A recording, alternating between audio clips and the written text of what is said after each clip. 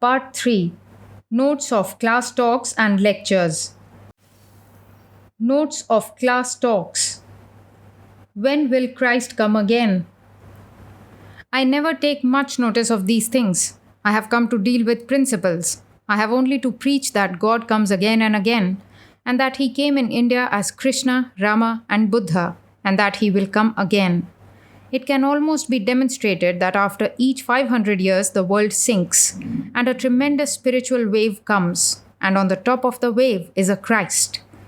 There is a great change now coming all over the world, and this is a cycle. Men are finding that they are losing hold of life. Which way will they turn, down or up? Up, certainly. How can it be down? Plunge into the breach. Fill up the breach with your body, your life. How should you allow the world to go down when you are living? The difference between man and Christ. There is much difference in manifested beings. As a manifested being, you will never be Christ. Out of clay, manufacture a clay elephant. Out of the same clay, manufacture a clay mouse. Soak them in water, they become one. As clay, they are eternally one. As fashioned things, they are eternally different. The Absolute is the material of both God and man. As absolute, omnipresent being, we are all one. And as personal beings, God is the eternal master, and we are the eternal servants. You have three things in you. 1. The body. 2. The mind. 3. The spirit.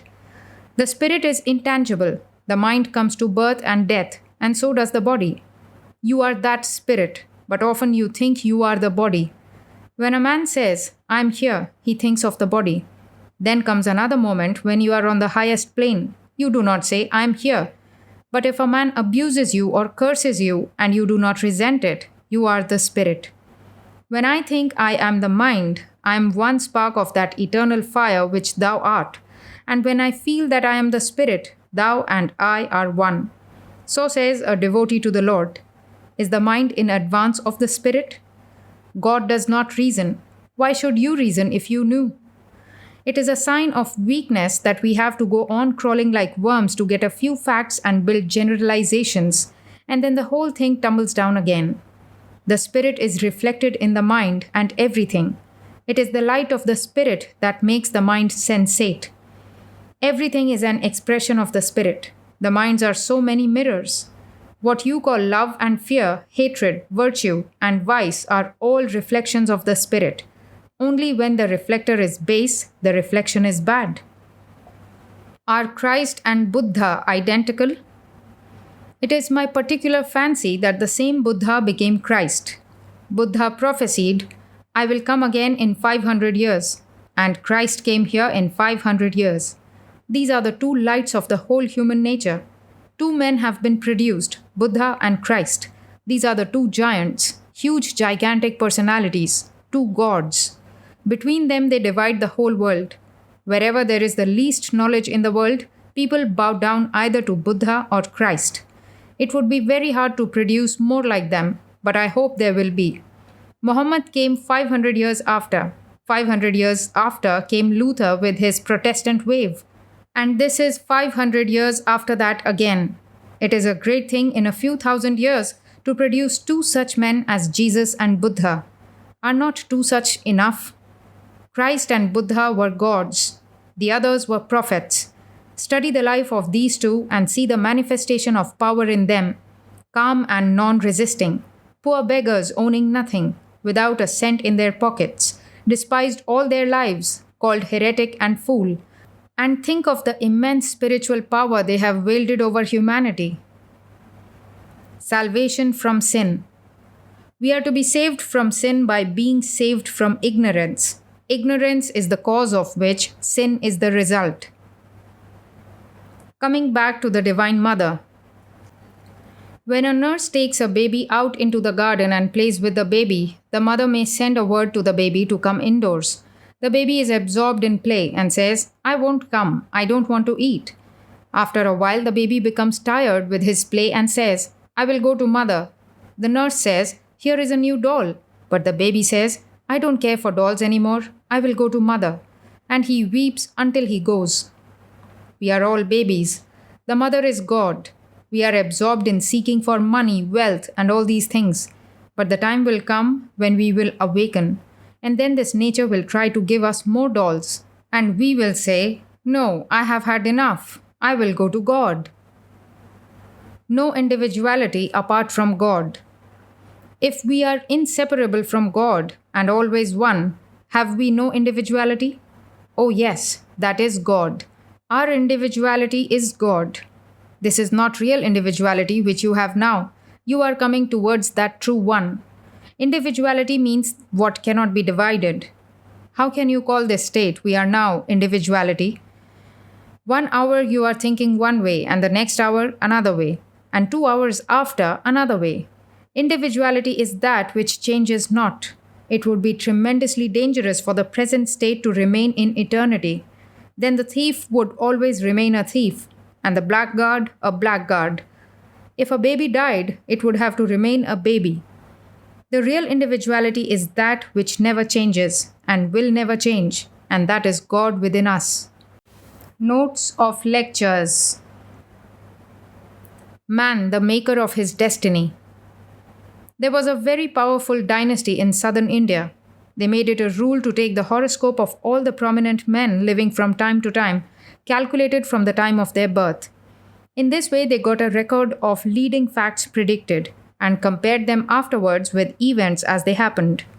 This was done for 1,000 years until they found certain agreements. These were generalized and recorded and made into a huge book. The dynasty died out, but the family of astrologers lived and had the book in their possession. It seems possible that this is how astrology came into existence. Excessive attention to the minutiae of astrology is one of the superstitions which has hurt the Hindus very much. I think the Greeks first took astrology to India and took from the Hindus the science of astronomy and carried it back with them from Europe. Because in India you will find old altars made according to a certain geometrical plan, and certain things had to be done when the stars were in certain positions. Therefore, I think the Greeks gave the Hindus astrology, and the Hindus gave them astronomy. I have seen some astrologers who predicted wonderful things, but I have no reason to believe they predicted them only from the stars or anything of the sort. In many cases, it is simply mind reading. Sometimes wonderful predictions are made, but in many cases it is arrant trash. In London, a young man used to come to me and ask me, "What will become of me next year?" I asked him why he asked me so. "I have lost all my money and have become very, very poor." Money is the only god of many beings. Weak men, when they lose everything and feel themselves weak, try all sorts of uncanny methods of making money and come to astrology and all these things. It is the coward and the fool who says, "This is fate." So says the Sanskrit proverb. But it is the strong man who stands up and says, "I will make my fate." It is people who are getting old who talk of fate. Young men generally do not come to astrology. We may be under planetary influence, but it should not matter much to us. Buddha says, "Those that get a living by calculation of the stars by such art and other lying tricks are to be avoided." And he ought to know, because he was the greatest Hindu ever born. Let stars come, what harm is there? If a star disturbs my life, it would not be worth a cent. You will find that astrology and all these mystical things are generally signs of a weak mind. Therefore, as soon as they are becoming prominent in our minds, we should see a physician, take good food, and rest. If you can get an explanation of a phenomenon from within its nature, it is nonsense to look for an explanation from outside. If the world explains itself, it is nonsense to go outside for an explanation. Have you found any phenomena in the life of a man that you have ever seen which cannot be explained by the power of the man himself? So what is the use of going to the stars or anything else in the world? My own karma is sufficient explanation of my present state. So in the case of Jesus himself, we know that his father was only a carpenter. We need not go to anybody else to find an explanation of his power. He was the outcome of his own past, all of which was a preparation for that Jesus. Buddha goes back and back to animal bodies and tells us how he ultimately became Buddha. So what is the use of going to stars for explanation? They may have a little influence, but it is our duty to ignore them rather than hearken to them and make ourselves nervous. This I lay down as the first essential in all I teach. Anything that brings spiritual, mental, or physical weakness, touch it not with the toes of your feet. Religion is the manifestation of the natural strength that is in man. A spring of infinite power is coiled up and is inside this little body, and that spring is spreading itself. And as it goes on spreading, body after body is found insufficient. It throws them off and takes higher bodies. This is the history of man, of religion, civilization, or progress. That giant Prometheus who is bound is getting himself unbound. It is always a manifestation of strength, and all these ideas, such as astrology, although there may be a grain of truth in them, should be avoided. There is an old story of an astrologer who came to a king and said, "You are going to die in 6 months." The king was frightened out of his wits and was almost about to die then and there from fear. But his minister was a clever man, and this man told the king that these astrologers were fools. The king would not believe him. So the minister saw no other way to make the king see that they were fools but to invite the astrologer to the palace again. There he asked him if his calculations were correct. The astrologer said that there could not be a mistake. But to satisfy him, he went through the whole of the calculations again and then said that they were perfectly correct. The king's face became livid. The minister said to the astrologer, "And when do you think that you will die?" "In 12 years," was the reply. The minister quickly drew his sword and separated the astrologer's head from the body and said to the king, "Do you see this liar? He is dead this moment." If you want your nation to live, keep away from all these things. The only test of good things is that they make us strong. Good is life, evil is death. These superstitious ideas are springing like mushrooms in your country, and women wanting in logical analysis of things are ready to believe them. It is because women are striving for liberation and women have not yet established themselves intellectually. One gets by heart a few lines of poetry from the top of a novel and says she knows the whole of Browning. Another attends a course of 3 lectures and then thinks she knows everything in the world. The difficulty is that they are unable to throw off the natural superstition of women. They have a lot of money and some intellectual learning, but when they have passed through this transition stage and get on firm ground, they will be all right. But they are played upon by charlatans. Do not be sorry. I do not mean to hurt anyone, but I have to tell the truth. Do you not see how open you are to these things? Do you not see how sincere these women are, how that divinity latent in all never dies? It is only to know how to appeal to the divine. The more I live, the more I become convinced every day that every human being is divine. In no man or woman, however vile, does that divinity die. Only he or she does not know how to reach it and is waiting for the truth. And wicked people are trying to deceive him or her with all sorts of fooleries. If one man cheats another for money, you say he is a fool and a blackguard. How much greater is the iniquity of one who wants to fool others spiritually? This is too bad. It is the one test that truth must make you strong and put you above superstition. The duty of the philosopher is to raise you above superstition. Even this world, this body and mind are superstitions. What infinite souls you are! And to be tricked by twinkling stars, it is a shameful condition. You are divinities. The twinkling stars owe their existence to you. I was once traveling in the Himalayas, and the long road stretched before us. We poor monks cannot get anyone to carry us, so we had to make all the way on foot. There was an old man with us. The way goes up and down for hundreds of miles, and when that old monk saw what was before him, he said, "Oh, sir, how to cross it? I cannot walk any more. My chest will break." I said to him, "Look down at your feet." He did so and said, "The road that is under your feet is the road that you have passed over and is the same road that you see before you. It will soon be under your feet. The highest things are under your feet because you are divine stars. All these things are under your feet. You can swallow the stars by the handful if you want. Such is your real nature. Be strong, get beyond all superstitions, and be free." God, personal and impersonal.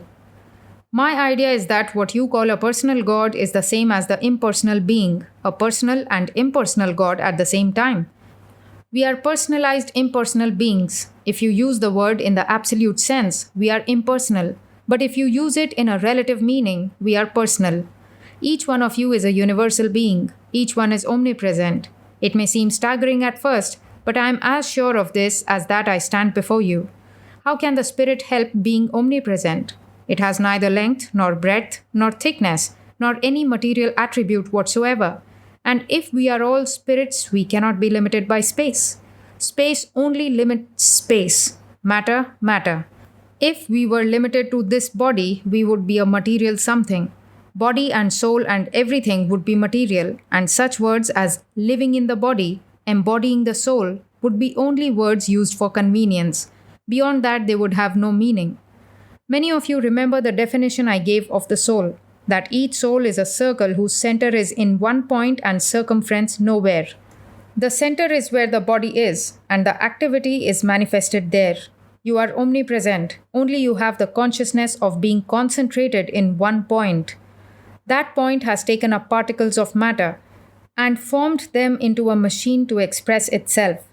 That through which it expresses itself is called the body.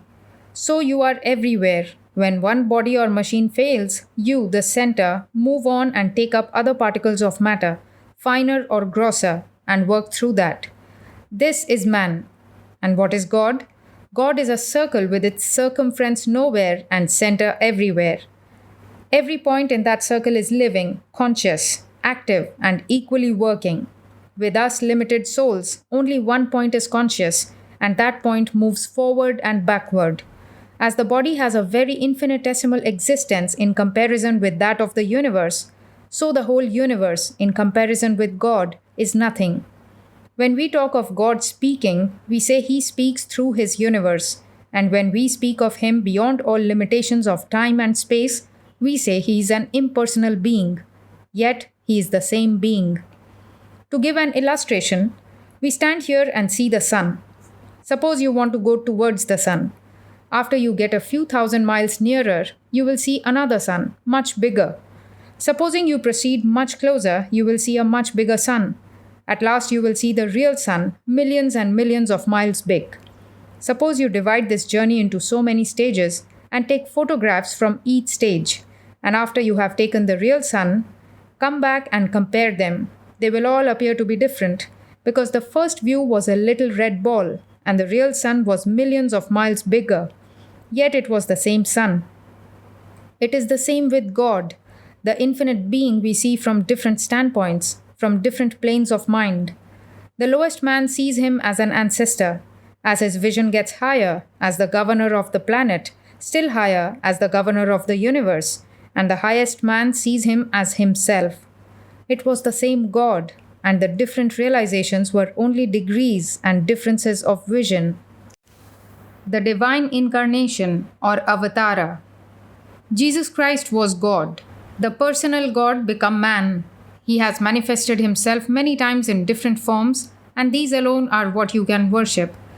God in his absolute nature is not to be worshipped. Worshipping such God would be nonsense. We have to worship Jesus Christ, the human manifestation, as God. You cannot worship anything higher than the manifestation of God. The sooner you give up the worship of God separate from Christ, the better for you. Think of the Jehovah you manufacture and of the beautiful Christ. Anytime you attempt to make a God beyond Christ, you murder the whole thing. God alone can worship God. It is not given to man, and any attempt to worship him beyond his ordinary manifestations will be dangerous to mankind. Keep close to Christ if you want salvation. He is higher than any God you can imagine. If you think that Christ was a man, do not worship him. But as soon as you can realize that he is God, worship him. Those who say he was a man and then worship him commit blasphemy. There is no halfway house for you. You must take the whole strength of it. He that hath seen the Son hath seen the Father, and without seeing the Son, you cannot see the Father. It would be only tall talk and frothy philosophy and dreams and speculations. But if you want to have a hold on spiritual life, cling close to God as manifest in Christ. Philosophically speaking, there was no such human being living as Christ or Buddha. We saw God through them. In the Quran, Muhammad again and again repeats that Christ was never crucified. It was a semblance. No one could crucify Christ. The lowest state of philosophical religion is dualism. The highest form is the triune state. Nature and the human soul are interpenetrated by God, and this we see as the trinity of God, nature, and soul. At the same time, you catch a glimpse that all these three are products of the One. Just as this body is the covering of the soul, so this is, as it were, the body of God. As I am the soul of nature, so is God the soul of my soul. You are the center through which you see all nature in which you are. This nature, soul, and God make one individual being, the universe. Therefore, they are a unity, yet at the same time they are separate. Then there is another sort of trinity which is much like the Christian Trinity. God is absolute. We cannot see God in his absolute nature. We can only speak of that as not this, not this. Yet we can get certain qualities as the nearest approach to God. First is existence, second is knowledge, third is bliss, very much corresponding to your Father, Son, and Holy Ghost. Father is the existence out of which everything comes. Son is that knowledge. It is in Christ that God will be manifest. God was everywhere in all beings before Christ, but in Christ we became conscious of him. This is God. The third is bliss, the Holy Spirit. As soon as you get this knowledge, you get bliss. As soon as you begin to have Christ within you, you have bliss. And that unifies the three. Pranayama. First of all, we will try to understand a little of the meaning of pranayama. Prana stands in metaphysics for the sum total of the energy that is in the universe. This universe, according to the theory of the philosophers, proceeds in the form of waves. It rises, and again it subsides, melts away, as it were. Then again it proceeds out in all this variety. Then again it slowly returns. So it goes on like a pulsation. The whole of this universe is composed of matter and force, and according to Sanskrit philosophers, everything that we call matter, solid, and liquid is the outcome of one primal matter which they call akasha or ether, and the primordial force of which all the forces that we see in nature are manifestations, they call prana. It is this prana acting upon akasha which creates this universe, and after the end of a period called a cycle, there is a period of rest. One period of activity is followed by a period of rest. This is the nature of everything.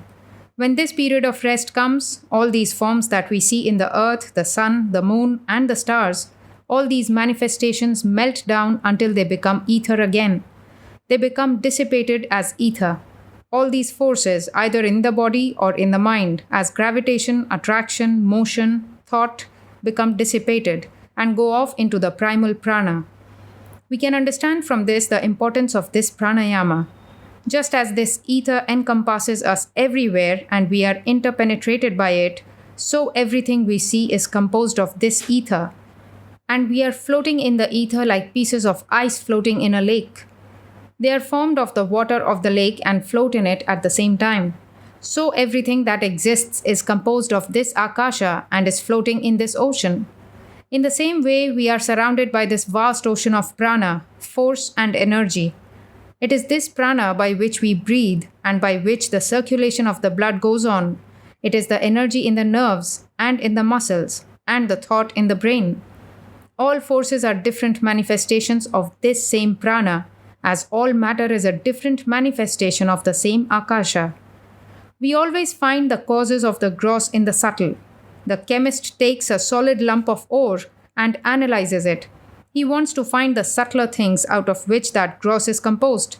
So with our thought and our knowledge, the explanation of the grosser is in the finer. The effect is the gross and the cause the subtle. This gross universe of ours, which we see, feel, and touch, has its cause and explanation behind in the thought. The cause and explanation of that is also further behind. So in this human body of ours, we first find the gross movements, the movements of the hands and lips. But where are the causes of these? The finer nerves, the movements of which we cannot perceive at all. So fine that we cannot see or touch or trace them in any way with our senses. And yet we know they are the cause of these grosser movements. These nerve movements, again, are caused by still finer movements, which we call thought, and that is caused by something finer still behind, which is the soul of man, the self, the Atman. In order to understand ourselves, we have first to make our perception fine. No microscope or instrument that was ever invented will make it possible for us to see the fine movements that are going on inside. We can never see them by any such means. So the yogi has a science that manufactures an instrument for the study of his own mind, and that instrument is in the mind. The mind attains to powers of finer perception which no instrument will ever be able to attain. To attain to this power of superfine perception, we have to begin from the gross. And as the power becomes finer and finer, we go deeper and deeper inside our own nature, and all the gross movements will first be tangible to us, and then the finer movements of the thought. We will be able to trace the thought before its beginning, trace it where it goes and where it ends. For instance, in the ordinary mind, a thought arises. The mind does not know how it began or whence it comes. The mind is like the ocean in which a wave rises. But although the man sees the wave, he does not know how the wave came there, whence its birth, or whither it melts down again. He cannot trace it any further. But when the perception becomes finer, we can trace this wave long, long before it comes to the surface, and we will be able to trace it for a long distance after it has disappeared, and then we can understand psychology as it truly is. Nowadays, men think this or that and write many volumes, which are entirely misleading, because they have not the power to analyze their own minds and are talking of things they have never known, but only theorized about. All science must be based on facts, and these facts must be observed and generalized. Until you have some facts to generalize upon, what are you going to do? So all these attempts at generalizing are based upon knowing the things we generalize. A man proposes a theory and adds theory to theory until the whole book is patchwork of theories, not one of them with the least meaning. The science of Raja Yoga says, first you must gather facts about your own mind, and that can be done by analyzing your mind, developing its finer powers of perception and seeing for yourselves what is happening inside. And when you have got these facts, then generalize. And then alone you will have the real science of psychology. As I have said, to come to any finer perception, we must take the help of the grosser end of it. The current of action which is manifested on the outside is the grosser. If we can get hold of this and go on further and further, it becomes finer and finer, and at last the finest. So this body and everything we have in this body are not different existences, but as it were, various links in the same chain proceeding from fine to gross. You are a complete whole. This body is the outside manifestation, the crust of the inside. The external is grosser and the inside finer, and so finer and finer until you come to the self.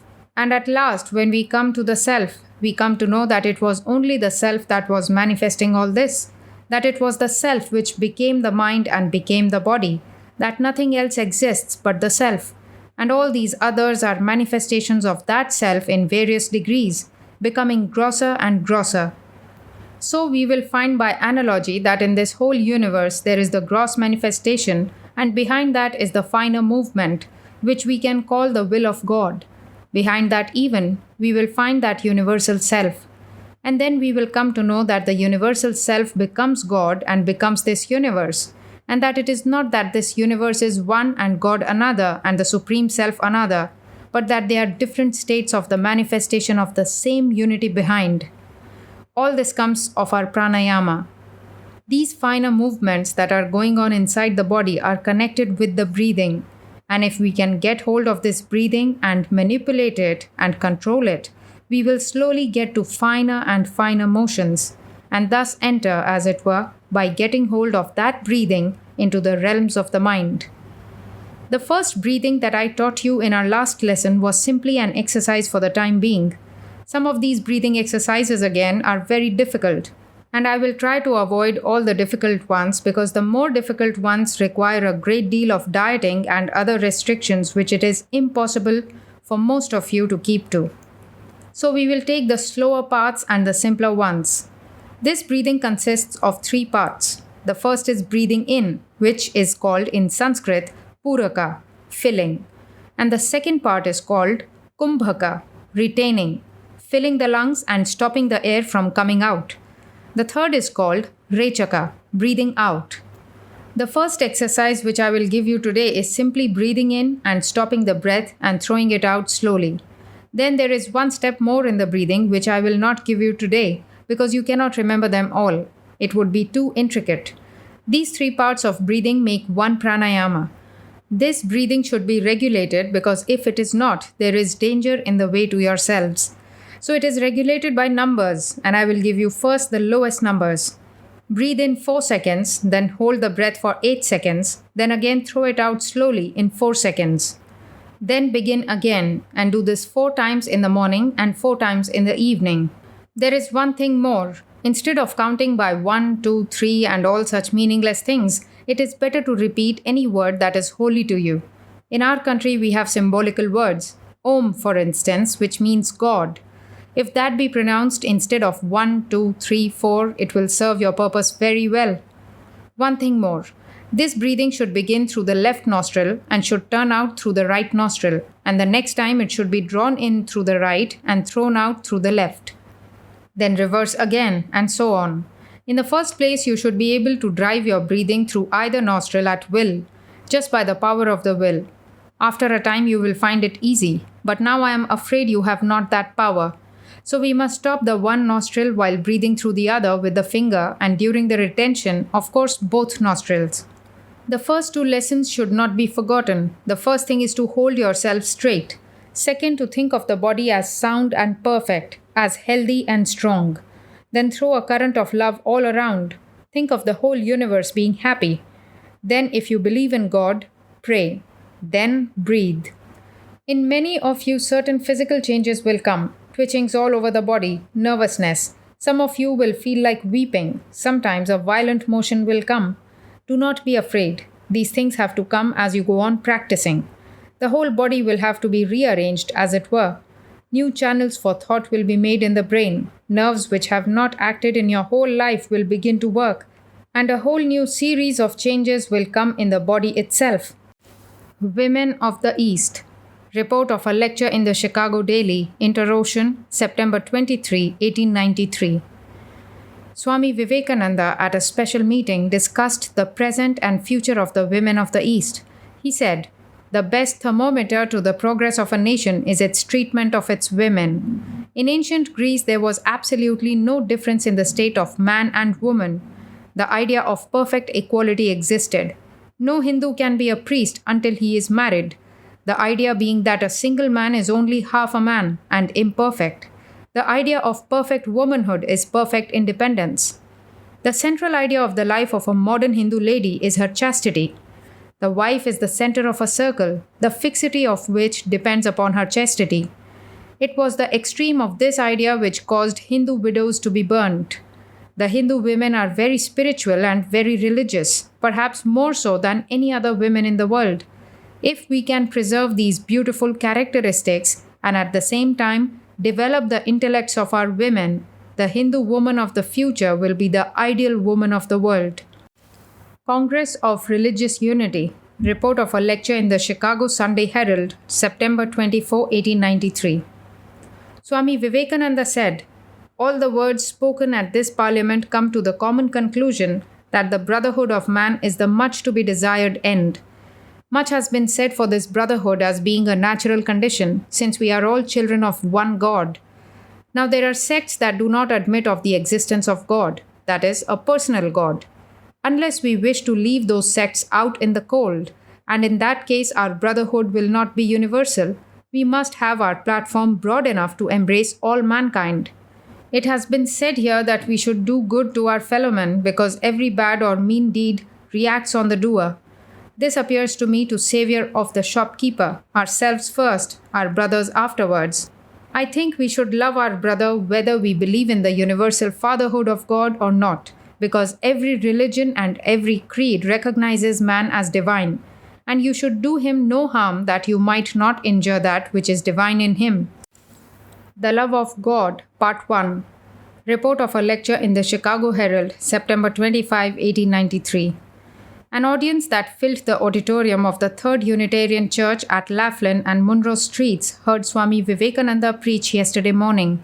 The subject of his sermon was the love of God, and his treatment of the theme was eloquent and unique. He said that God was worshipped in all parts of the world, but by different names and in different ways.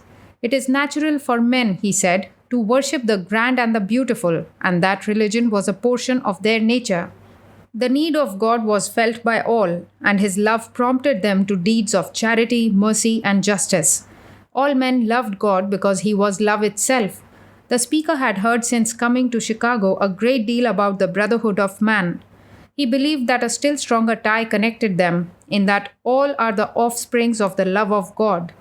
The brotherhood of man was the logical sequence of God as the father of all. The speaker said he had traveled in the forests of India and slept in caves, and from his observation of nature he had drawn the belief that there was something above the natural law that kept men from wrong, and that, he concluded, was the love of God. If God had spoken to Christ, Muhammad, and the rishis of the Vedas, why did he not speak also to him, one of his children? Indeed, he does speak to me, the Swami continued, and to all his children. We see him all around us and are impressed continually by the boundlessness of his love, and from that love we draw the inspiration for our well-being and well-doing. The Love of God, Part 2. A lecture delivered in the Unitarian Church of Detroit on February 20, 1894, and reported in the Detroit Free Press. Vivekananda delivered a lecture on the love of God at the Unitarian Church last night before the largest audience that he has yet had. The trend of the lecturer's remarks was to show that we do not accept God because we really want him, but because we have need of him for selfish purposes.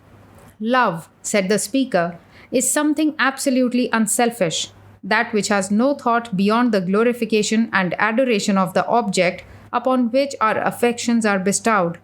It is a quality which bows down and worships and asks nothing in return. Merely to love is the sole request that true love has to ask. It is said of a Hindu saint that when she was married, she said to her husband, the king, that she was already married. To whom? Asked the king. To God, was the reply. She went among the poor and the needy and taught the doctrine of extreme love for God. One of her prayers is significant, showing the manner in which her heart was moved. I ask not for wealth, I ask not for position, I ask not for salvation. Place me in 100 hells if it be thy wish, but let me continue to regard thee as my love. The early language abounds in beautiful prayers of this woman. When her end came, she entered into samadhi on the banks of a river. She composed a beautiful song in which she stated that she was going to meet her beloved. Men are capable of philosophical analysis of religion. A woman is devotional by nature and loves God from the heart and soul, and not from the mind. The Songs of Solomon are one of the most beautiful parts of the Bible. The language in them is much of that affectionate kind which is found in the prayers of the Hindu woman saint. And yet I have heard that Christians are going to have these incomparable songs removed. I have heard an explanation of the songs in which it is said that Solomon loved a young girl and desired her to return his royal affection. The girl, however, loved a young man and did not want to have anything to do with Solomon. This explanation is excellent to some people, because they cannot understand such wondrous love for God as is embodied in the songs. Love for God in India is different from love for God elsewhere, because when you get into a country where the thermometer reads 40 degrees below zero, the temperament of the people changes. The aspirations of the people in the climate where the books of the Bible are said to have been written were different from the aspirations of the cold-blooded Western nations, who are more apt to worship the almighty dollar with the warmth expressed in the songs than to worship God. Love for God seems to be based upon a basis of, what can I get out of it? In their prayers, they ask for all kinds of selfish things. Christians are always wanting God to give them something. They appear as beggars before the throne of the Almighty. A story is told of a beggar who applied to an emperor for alms. While he was waiting, it was time for the emperor to offer up prayers. The emperor prayed, "O God, give me more wealth, give me more power, give me a greater empire." The beggar started to leave. The emperor turned and asked him, "Why are you going?" "I do not beg of beggars," was the reply. Some people find it really difficult to understand the frenzy of religious fervor which moved the heart of Muhammad. He would grovel in the dust and writhe in agony. Holy men who have experienced these extreme emotions have been called epileptic. The absence of the thought of self is the essential characteristic of the love for God. Religion nowadays has become a mere hobby and fashion. People go to church like a flock of sheep. They do not embrace God because they need Him. Most persons are unconscious atheists who self-complacently think that they are devout believers. India. Report of a lecture delivered at Detroit on Thursday, February 15, 1894, with the editorial comments of the Detroit Free Press. An audience that filled the Unitarian Church heard the renowned monk Swami Vivekananda deliver a lecture last night on the manners and customs of his country. His eloquent and graceful manner pleased his listeners, who followed him from beginning to end with the closest attention, showing approval from time to time by outbursts of applause. While his lecture was more popular in character than the celebrated address before the Religious Congress in Chicago, it was highly entertaining, especially where the speaker diverted from the instructive portions and was led to an eloquent narration of certain spiritual conditions of his own people.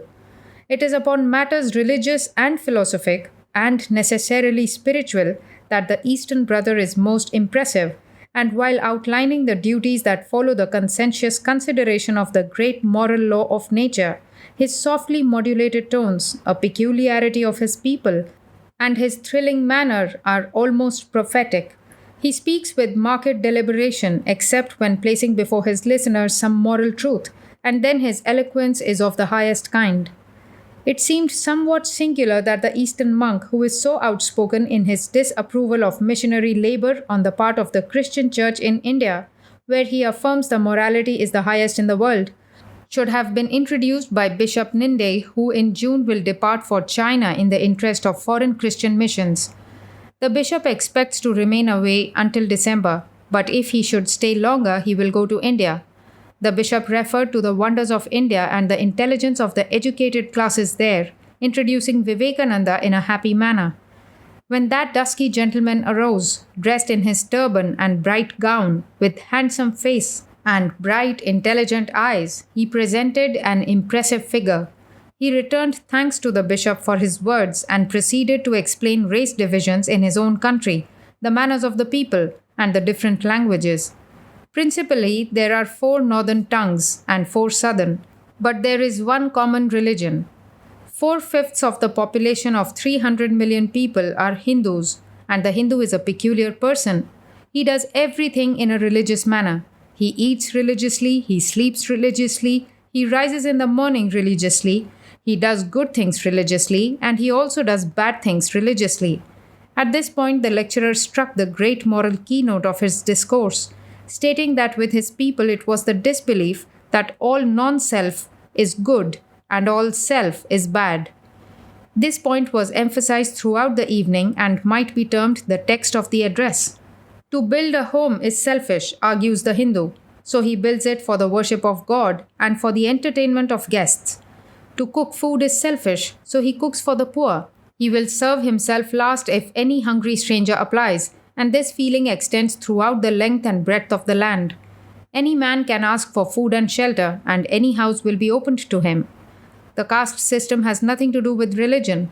A man's occupation is hereditary. A carpenter is born a carpenter, a goldsmith, a workman, and a priest.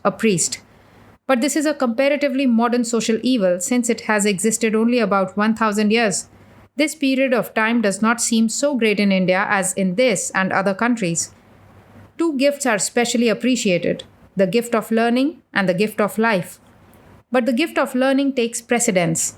One may save a man's life, and that is excellent. One may impart to another knowledge, and that is better. To instruct for money is an evil, and to do this would bring opprobrium on the head of the man who barters learning for gold, as though it were an article of trade. The government makes gifts from time to time to the instructors, and the moral effect is better than it would be if the conditions were the same as exist in certain alleged civilized countries. The speaker had asked through the length and breadth of the land what was the definition of civilization, and he had asked the question in many countries. Sometimes the reply had been given, "What we are, that is civilization." He begged to differ in the definition of the word. A nation may control the elements, develop utilitarian problems of life seemingly to the limit, and yet not realize that in the individual the highest type of civilization is found in him who has learned to conquer self. This condition is found in India more than in any country on earth, for there the material conditions are subservient to the spiritual, and the individual looks for the soul manifestations in everything that has life, studying nature to this end. Hence, that gentle disposition to endure with indomitable patience the flings of what appears unkind fortune, the while there is a full consciousness of a spiritual strength and knowledge greater than those possessed by any other people. Hence, the existence of a country and a people from which flows an unending stream that attracts the attention of thinkers far and near to approach and throw from their shoulders an oppressive earthly burden. The early king, who in 260 BC commanded that there should be no more bloodshed, no more wars, and who sent forth instead of soldiers an army of instructors, acted wisely, although in material things the land has suffered. But though in bondage to brutal nations who conquer by force, the Indian spirituality endures forever, and nothing can take it away from him. There is something Christ-like in the humility of the people to endure the stings and arrows of outraged fortune, the while the soul is advancing towards the brighter goal. Such a country has no need of Christian missionaries to preach ideas, for theirs is a religion that makes men gentle, sweet, considerate, and affectionate towards all God's creatures, whether man or beast. Morally, said the speaker, India is head and shoulders above the United States or any other country on the globe. Missionaries would do well to come there and drink of the pure waters, and see what a beautiful influence upon a great community have the lives of the multitude of holy men. Then marriage condition was described, and the privileges extended to women in ancient times when the system of co-education flourished. In the records of the saints in India, there is the unique figure of the prophetess. In the Christian creed, they are all prophets, while in India, the holy women occupy a conspicuous place in the holy books. The householder has 5 objects for worship. One of them is learning and teaching. Another is worship of dumb creatures. It is hard for Americans to understand the last worship, and it is difficult for Europeans to appreciate the sentiment. Other nations kill animals by wholesale and kill one another. They exist in a sea of blood. A European said that the reason why in India animals were not killed was because it was supposed that they contained the spirits of ancestors. This reason was worthy of a savage nation who are not many steps from the brute. The fact was that the statement was made by a set of atheists in India who thus carped at the Vedic idea of non-killing and transmigration of souls. It was never a religious doctrine, it was an idea of a materialistic creed. The worship of dumb animals was pictured in a vivid manner. The hospitable spirit, the Indian golden rule, was illustrated by a story. A Brahmin, his wife, his son, and his son's wife had not tasted food for some time on account of a famine. The head of the house went out and after a search found a small quantity of barley. He brought this home and divided it into 4 portions, and the small family was about to eat when a knock was heard at the door. It was a guest. The different portions were set before him, and he departed with his hunger satisfied, while the quartet who had entertained him perished. This story is told in India to illustrate what is expected in the sacred name of hospitality. The speaker concluded in an eloquent manner.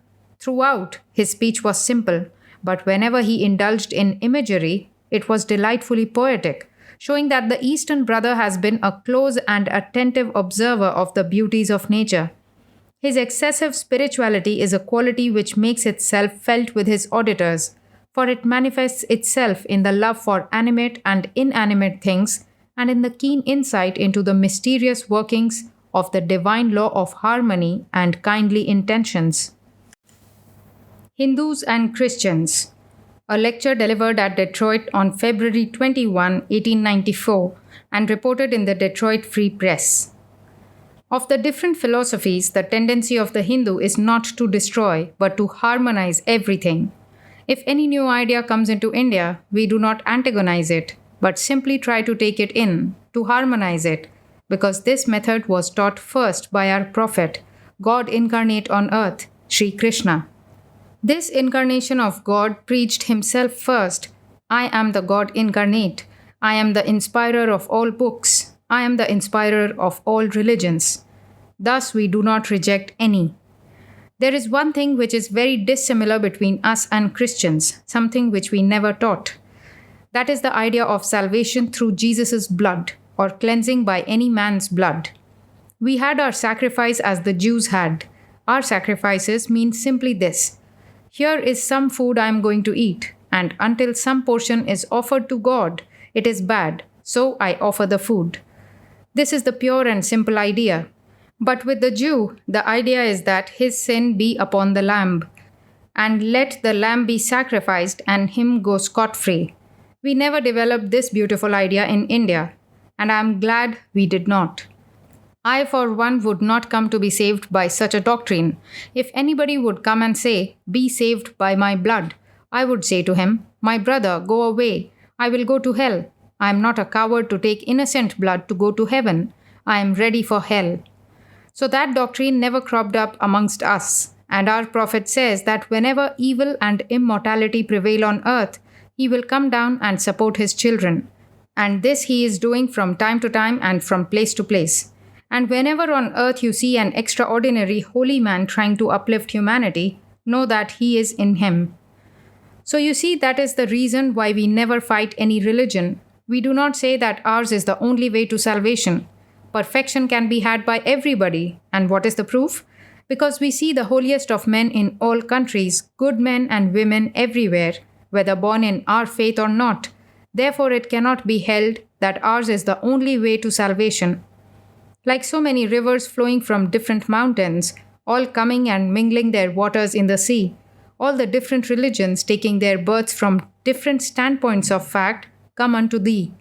This is a part of the child's everyday prayer in India. With such everyday prayers, of course, such ideas as fighting because of differences of religion are simply impossible. So much for the philosophers of India. We have great regard for all these men, especially this prophet, Sri Krishna, on account of his wonderful Catholicity in harmonizing all the preceding revelations. Then the man who is bowing down before the idol. It is not in the same sense as you have heard of the Babylonian and the Roman idolatry. It is peculiar to the Hindus. The man is before the idol, and he shuts his eyes and tries to think, "I am he. I have neither life nor death. I have neither father nor mother. I am not bound by time or space. I am existence infinite, bliss infinite, and knowledge infinite. I am he. I am he. I am not bound by books or holy places, or pilgrimages, or anything whatsoever. I am the existence absolute, bliss absolute. I am he. I am he." This he repeats and then says, "O Lord, I cannot conceive thee in myself. I am a poor man." Religion does not depend upon knowledge. It is the soul itself. It is God, not to be attained by simple book knowledge or powers of speech. You may take the most learned man you have and ask him to think of spirit as spirit. He cannot. You may imagine spirit. He may imagine spirit. It is impossible to think of spirit without training. So no matter how much theology you may learn, you may be a greater philosopher and greater theologian. But the Hindu boy would say, "Well, that has nothing to do with religion." Can you think of spirit as spirit? Then alone all doubt ceases, and all crookedness of the heart is made straight. Then only all fears vanish, and all doubtings are forever silent when man's soul and God come face to face. A man may be wonderfully learned in the Western sense, yet he may not know the ABC of religion. I would tell him that. I would ask him, "Can you think of spirit as such? Are you advanced in the science of the soul? Have you manifested your own soul above matter?" If he has not, then I say to him, "Religion has not come to you. It is all talk and book and vanity." But this poor Hindu sits before that idol and tries to think that he is that, and then says, "O Lord, I cannot conceive thee as spirit, so let me conceive of thee in this form. And then he opens his eyes and see this form, and prostrating himself, he repeats his prayers. And when his prayer is ended, he says, O Lord, forgive me for this imperfect worship of thee. You are always being told that the Hindu worships blocks of stone. Now, what do you think of this fervent nature of the souls of these people? I am the first monk to come over to these Western countries. It is the first time in the history of the world that a Hindu monk has crossed the ocean. But we hear such criticism and hear of these talks. And what is the general attitude of my nation towards you? They smile and say, they are children. They may be great in physical science. They may build huge things. But in religion, they are simply children. That is the attitude of my people. One thing I would tell you, and I do not mean any unkind criticism. You train and educate and clothe and pay men to do what? To come over to my country to curse and abuse all my forefathers, my religion, and everything. They walk near a temple and say, you idolaters, you will go to hell. But they dare not do that to the Mohammedans of India. The sword would be out. But the Hindu is too mild. He smiles and passes on and says, let the fools talk. That is the attitude. And then you who train men to abuse and criticize, if I just touch you with the least bit of criticism, with the kindest of purpose, you shrink and cry, don't touch us, we are Americans. We criticize all the people in the world, curse them and abuse them, say anything, but do not touch us, we are sensitive plants. You may do whatever you please, but at the same time, I am going to tell you that we are content to live as we are. And in one thing we are better off. We never teach our children to swallow such horrible stuff, where every prospect pleases and man alone is vile. And whenever your ministers criticize us, let them remember this. If all India stands up and takes all the mud that is at the bottom of the Indian Ocean and throws it up against the Western countries, it will not be doing an infinitesimal part of that which you are doing to us. And what for? Did we ever send one missionary to convert anybody in the world? We say to you, welcome to your religion, but allow me to have mine. You call yours an aggressive religion. You are aggressive, but how many have you taken? Every sixth man in the world is a Chinese subject, a Buddhist. Then there are Japan, Tibet, and Russia, and Siberia, and Burma, and Siam. And it may not be palatable, but this Christian morality, the Catholic Church, is all derived from them. Well, and how was this done? Without the shedding of one drop of blood. With all your brags and boastings, where has your Christianity succeeded without the sword? Show me one place in the whole world. One, I say, throughout the history of the Christian religion, one. I do not want two. I know how your forefathers were converted. They had to be converted or killed. That was all. What can you do better than Mohammedanism with all your bragging? We are the only one. And why? Because we can kill others. The Arabs said that. They bragged. And where is the Arab now? He is the Bedouin. The Romans used to say that. And where are they now? Blessed are the peacemakers. They shall enjoy the earth. Such things tumble down. It is built upon sands. It cannot remain long.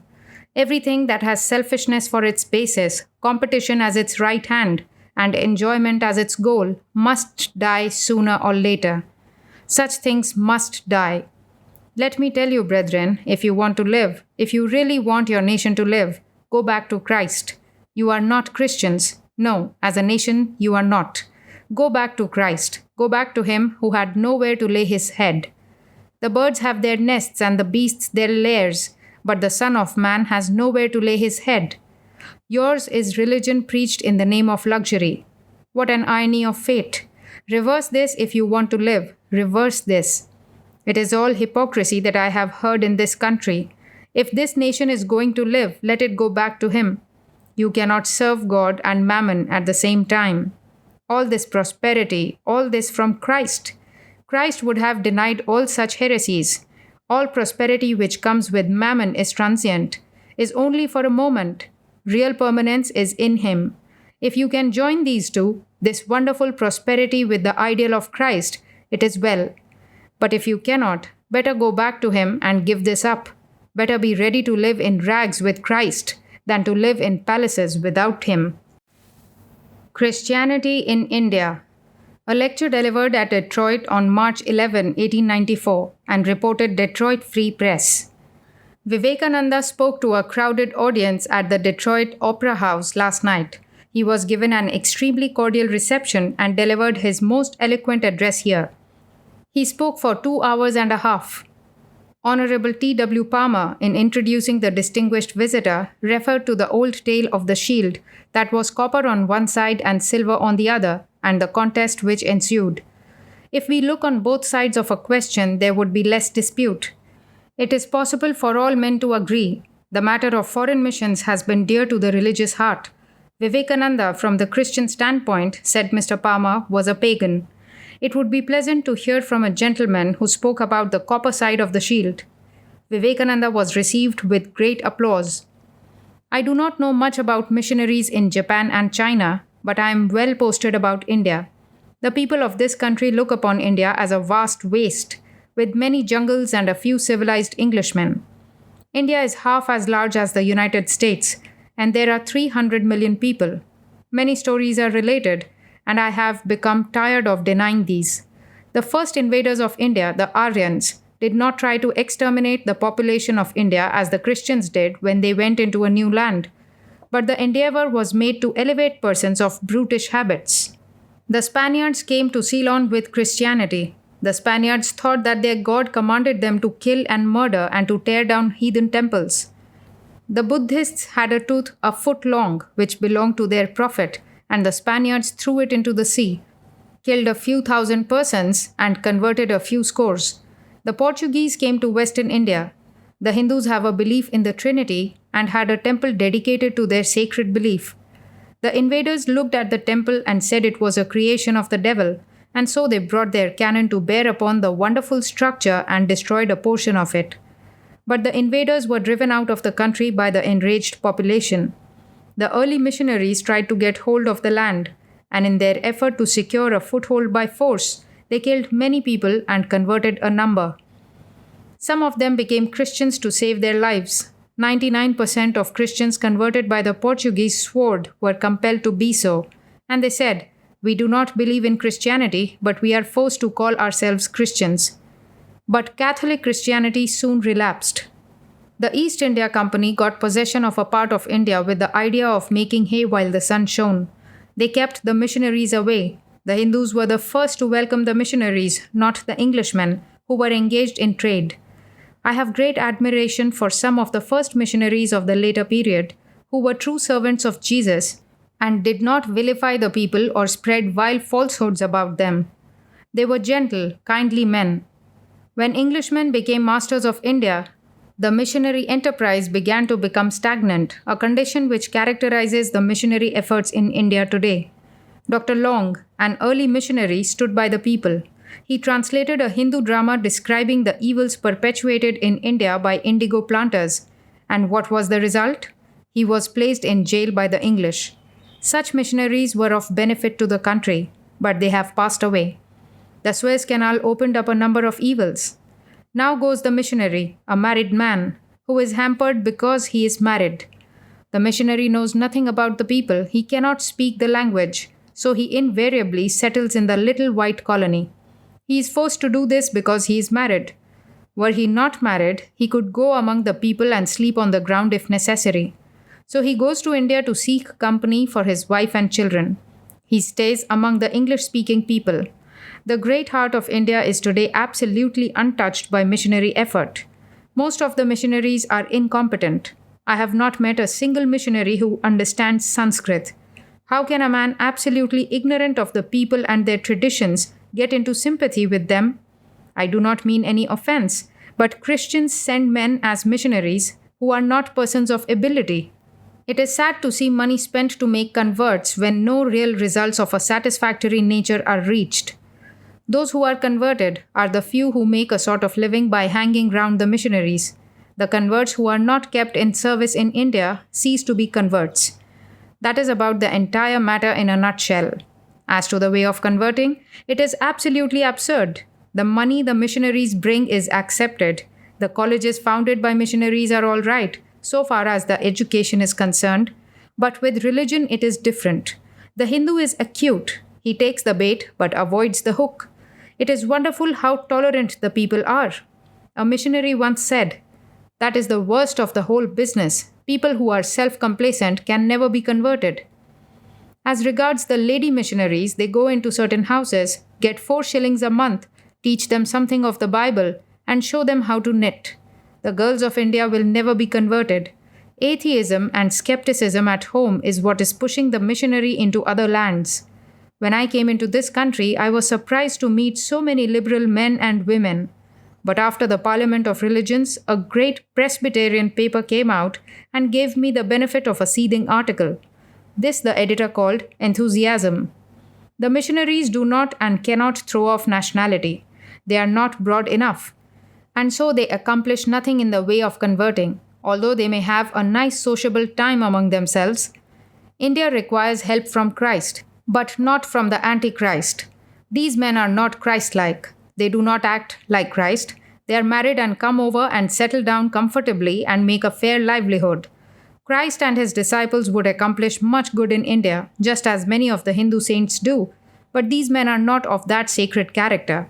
The Hindus would welcome the Christ of the Christians gladly, because his life was holy and beautiful, but they cannot and will not receive the narrow utterances of the ignorant, hypocritical, or self-deceiving men. Men are different. If they were not, the mentality of the world would be degraded. If there were not different religions, no religion would survive. The Christian requires his religion, the Hindu needs his own creed. All religions have struggled against one another for years. Those which were founded on a book still stand. Why could not the Christians convert the Jews? Why could they not make the Persians Christians? Why could they not convert Mohammedans? Why cannot any impression be made upon China or Japan? Buddhism, the first missionary religion, numbers double the number of converts of any other religion, and they did not use the sword. The Mohammedans used the greatest violence. They number the least of the 3 great missionary religions. The Mohammedans have had their day. Every day you read of Christian nations acquiring land by bloodshed. What missionaries preach against this? Why should the most bloodthirsty nation exalt an alleged religion which is not the religion of Christ? The Jews and the Arabs were the fathers of Christianity, and how they have been persecuted by the Christians. The Christians have been weighed in the balance in India and have been found wanting. I do not mean to be unkind, but I want to show the Christians how they look in others' eyes. The missionaries who preach the burning pit are regarded with horror. The Mohammedans rolled wave after wave over India, waving the sword, and today where are they? The furthest that all religions can see is the existence of a spiritual entity. So no religion can teach beyond that point. In every religion, there is the essential truth and the non-essential casket in which this jewel lies. Believing in the Jewish book or in the Hindu book is non-essential. Circumstances change. The receptacle is different, but the central truth remains. The essentials being the same, the educated people of every community retain the essentials. If you ask a Christian what his essentials are, he should reply, "The teachings of Lord Jesus." Much of the rest is nonsense. But the nonsensical part is right. It forms the receptacle. The shell of the oyster is not attractive, but the pearl is within it. The Hindu will never attack the life of Jesus. He reverences the Sermon on the Mount. But how many Christians know or have heard of the teachings of the Hindu holy men? They remain in a fool's paradise. Before a small fraction of the world was converted, Christianity was divided into many creeds. That is the law of nature. Why take a single instrument from the great religious orchestra of the earth? Let the grand symphony go on. Be pure. Give up superstition and see the wonderful harmony of nature. Superstition gets the better of religion. All the religions are good, since the essentials are the same. Each man should have the perfect exercise of his individuality, but these individualities form a perfect whole. This marvelous condition is already in existence. Each creed has something to add to the wonderful structure. I pity the Hindu who does not see the beauty in Jesus Christ's character. I pity the Christian who does not reverence the Hindu Christ. The more a man sees of himself, the less he sees of his neighbors. Those that go about converting, who are very busy saving the souls of others, in many instances, forget their own souls. I was asked by a lady why the women of India were not more elevated. It is in a great degree owing to the barbarous invaders through different ages. It is partly due to the people in India themselves. But our women are any day better than the ladies of this country who are devotees of novels and balls. Where is the spirituality one would expect in a country which is so boastful of its civilization? I have not found it. Here and hereafter are words to frighten children. It is all here. To live and move in God, even here, even in this body. All self should go out. All superstition should be banished. Such men live in India. Where are such in this country? Your preachers speak against dreamers. The people of this country would be better off if there were more dreamers. If a man here followed literally the instruction of his Lord, he would be called a fanatic. There is a good deal of difference between dreaming and the brag of the 19th century. The bees look for the flowers. Open the lotus. The whole world is full of God and not of sin. Let us help each other. Let us love each other. A beautiful prayer of the Buddhist is, I bow down to all the saints. I bow down to all the prophets. I bow down to all the holy men and women all over the world. The Religion of Love. Notes of a lecture delivered in London on November 16, 1895. Just as it is necessary for a man to go through symbols and ceremonies first in order to arrive at the depth of realization, so we say in India, it is good to be born in a church, but bad to die in one. A sapling must be hedged about for protection, but when it becomes a tree, a hedge would be a hindrance. So there is no need to criticize and condemn the old forms. We forget that in religion there must be growth. At first we think of a personal God and call him creator, omnipotent, omniscient, and so forth. But when love comes, God is only love. The loving worshipper does not care what God is because he wants nothing from him. Says an Indian saint, I am no beggar. Neither does he fear. God is loved as a human being. Here are some of the systems founded on love. 1. Shanta, a common peaceful love with such thoughts as those of fatherhood and help. 2. Dasya, the ideal of service. God as master or general or sovereign, giving punishments and rewards. 3. Vatsalya, God as mother or child. In India, the mother never punishes. In each of these stages, the worshipper forms an ideal of God and follows it. Then, 4. Sakhya, God as friend. There is here no fear. There is also the feeling of equality and familiarity. There are some Hindus who worship God as friend and playmate. Next comes 5. Madhura, sweetest love, the love of husband and wife. Of this, Saint Teresa and the ecstatic saints have been examples. Amongst the Persians, God has been looked upon as the wife, amongst the Hindus as the husband. We may recall the great Queen Mirabai, who preached that the divine spouse was all. Some carry this to such an extreme that to call God mighty or father seems to them blasphemy. The language of this worship is erotic. Some even use that of illicit passion. To this cycle belongs the story of Krishna and the Gopi girls. All this probably seems to you to entail great degeneration on the worshipper, and so it does. Yet, many great saints have been developed by it, and no human institution is beyond abuse. Would you cook nothing because there are beggars? Would you possess nothing because there are thieves? O beloved, one kiss of thy lips, once tasted, hath made me mad. The fruit of this idea is that one can no longer belong to any sect or endure ceremonial. Religion in India culminates in freedom, but even this comes to be given up, and all is love for love's sake. Last of all comes love without distinction, the self.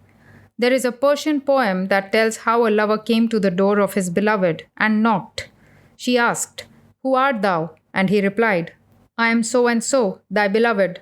And she answered only, Go, I know none such.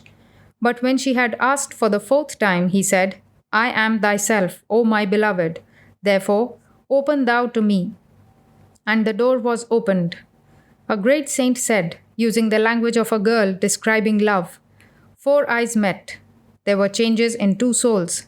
And now I cannot tell whether he is a man and I am a woman, or he is a woman and I a man. This only I remember 2 souls were. Love came, and there was one. In the highest love, union is only of the spirit. All love of any other kind is quickly evanescent. Only the spiritual lasts, and this grows. Love sees the ideal. This is the third angle of the triangle. God has been cause, creator, father. Love is the culmination. The mother regrets that her child is humpbacked, but when she has nursed him for a few days, she loves him and thinks him most beautiful. The lover sees the beauty of Helen in the brow of Ethiopia. We do not commonly realize what happens. The brow of Ethiopia is merely a suggestion. The man sees Helen. His ideal is thrown upon the suggestion and covers it, as the oyster makes sand into a pearl. God is this ideal, through which man may see all. Hence we come to love love itself. This love cannot be expressed. No words can utter it. We are dumb about it. The senses become very much heightened in love. Human love, we must remember, is mixed up with attributes. It is dependent too on the other's attitude. Indian languages have words to describe this interdependence of love. The lowest love is selfish. It consists in pleasure of being loved. We say in India, one gives the cheek, the other kisses. Above this is mutual love, but this also ceases mutually. True love is all giving. We do not even want to see the other or to do anything to express our feeling. It is enough to give. It is almost impossible to love a human being like this, but it is possible to love God. In India, there is no idea of blasphemy if boys fighting in the street use the name of God. We say, put your hand into the fire, and whether you feel it or not, you will be burnt. So to utter the name of God can bring nothing but good.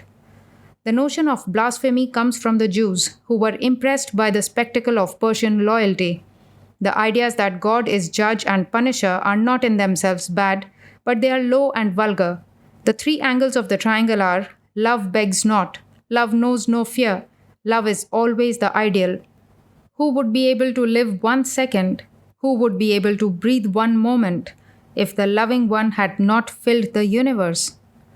Most of us will find that we were born for service. We must leave the results to God. The work was done only for love of God. If failure comes, there need be no sorrow. The work was done only for love of God. In women, the mother nature is much developed. They worship God as the child. They ask nothing and will do anything. The Catholic Church teaches many of these deep things, and though it is narrow, it is religious in the highest sense. In modern society, Protestantism is broad but shallow.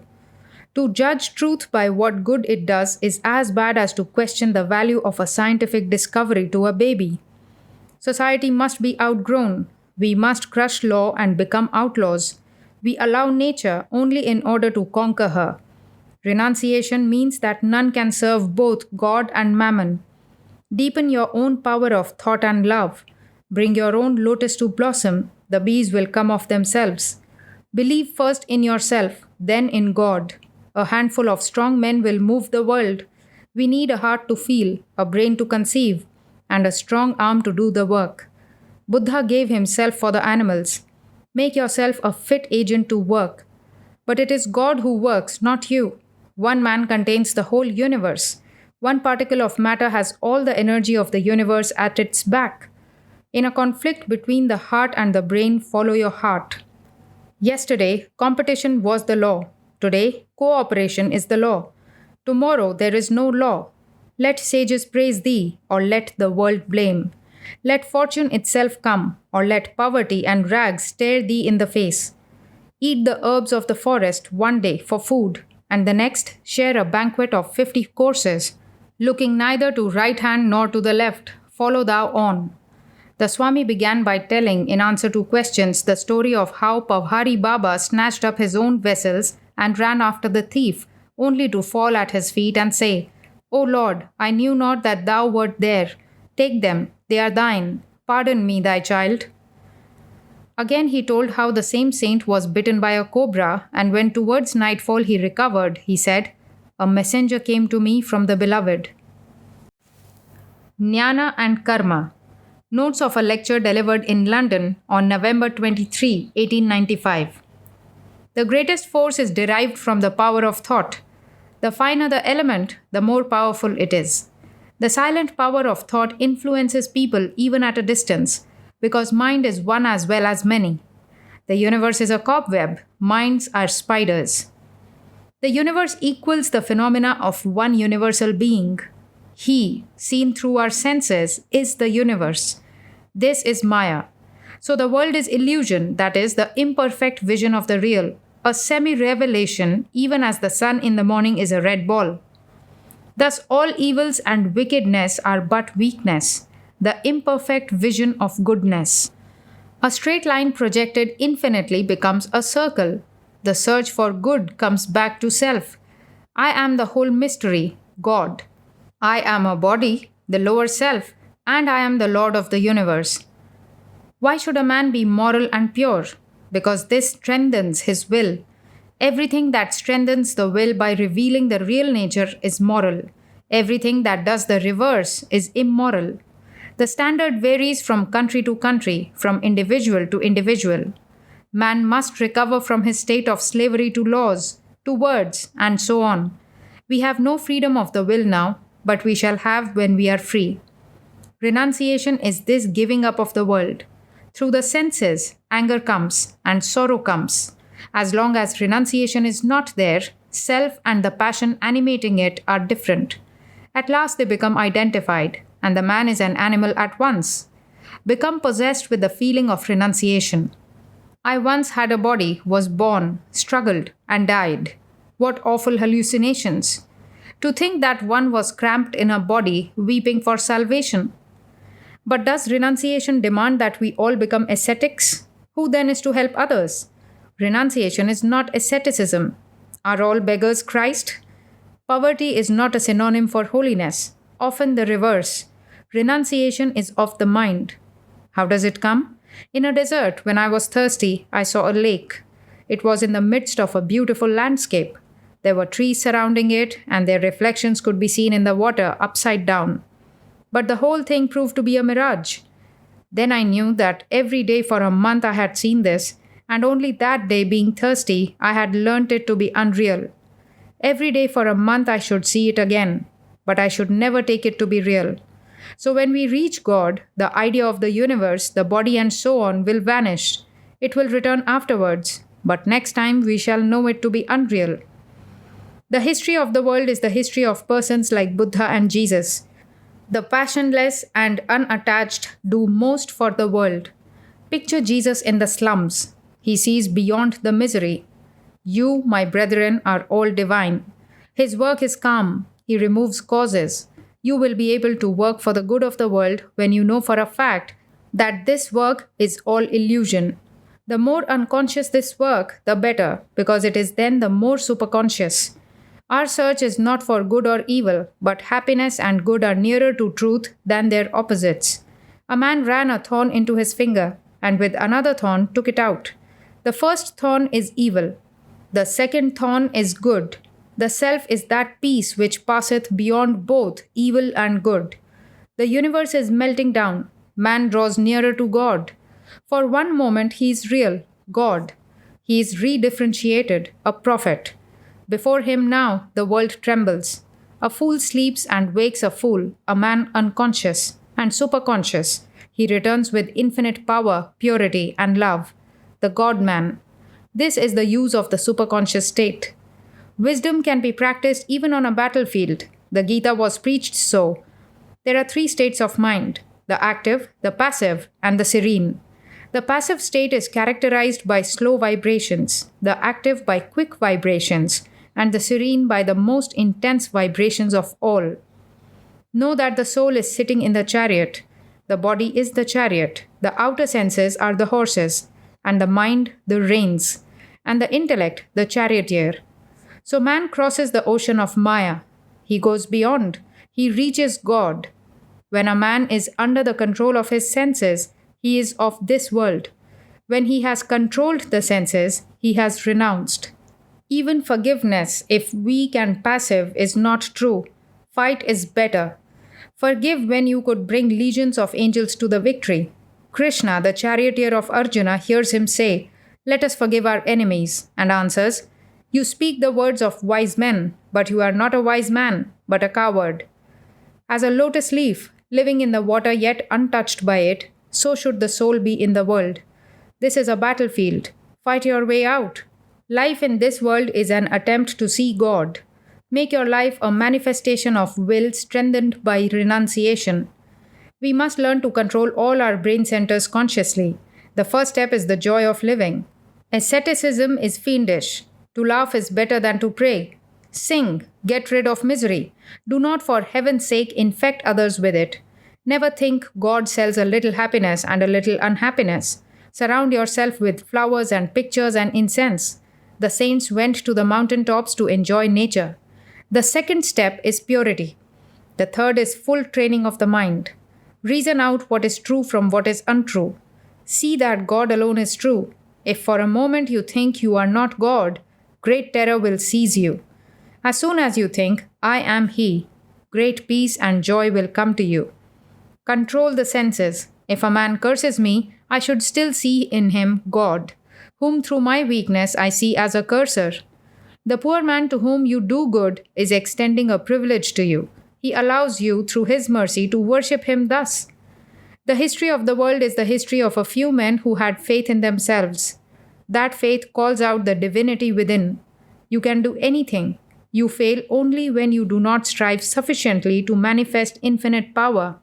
As soon as a man or a nation loses faith, death comes. There is a divine within that cannot be overcome either by church dogmas or by blackguardism. A handful of Greeks speak wherever there is civilization. Some mistakes there must always be. Do not grieve. Have a great insight. Do not think. What is done is done. Oh, that it were done better. If man had not been God, humanity would by this time have become insane with its litanies and its penitence. None will be left, none destroyed. All will in the end be made perfect. Say day and night, come up, my brothers, you are the infinite ocean of purity. Be God, manifest as God. What is civilization? It is the feeling of the divine within. When you find time, repeat these ideas to yourself and desire freedom. That is all. Deny everything that is not God. Assert everything that is God. Mentally assert this day and night, so the veil grows thinner. I am neither man nor angel. I have no sex nor limit. I am knowledge itself. I am He. I have neither anger nor hatred. I have neither pain nor pleasure. Death or birth I never had. For I am knowledge absolute and bliss absolute. I am He. My soul. I am He. Find yourself bodiless. You never had a body. It was all superstition. Give back the divine consciousness to all the poor, the downtrodden, the oppressed, and the sick. Apparently, every 500 years or so, a wave of this thought comes over the world. Little waves arise in many directions, but one swallows up all the others and sweeps over society. That wave does this which has most character at its back. Confucius, Moses, and Pythagoras, Buddha, Christ, Mohammed, Luther, Calvin, and the Sikhs, Theosophy, spiritualism, and the like, all these mean only the preaching of the divine in man. Never say man is weak. Wisdom yoga is no better than the others.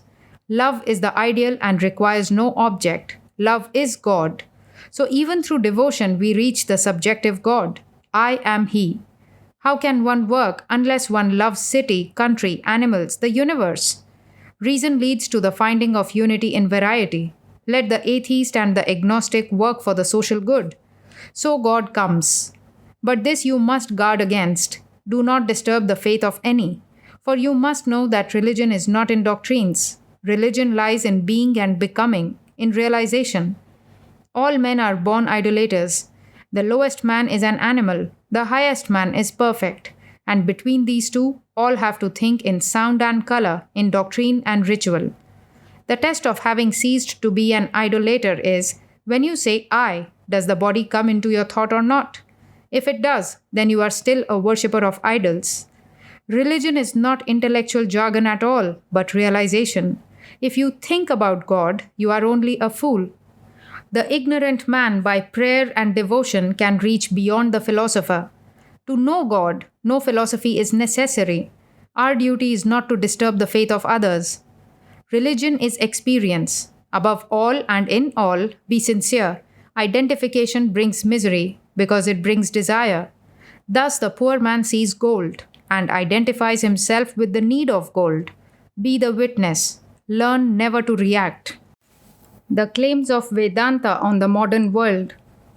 Report of a lecture delivered in Oakland on Sunday, February 25, 1900, with editorial comments of the Oakland Enquirer.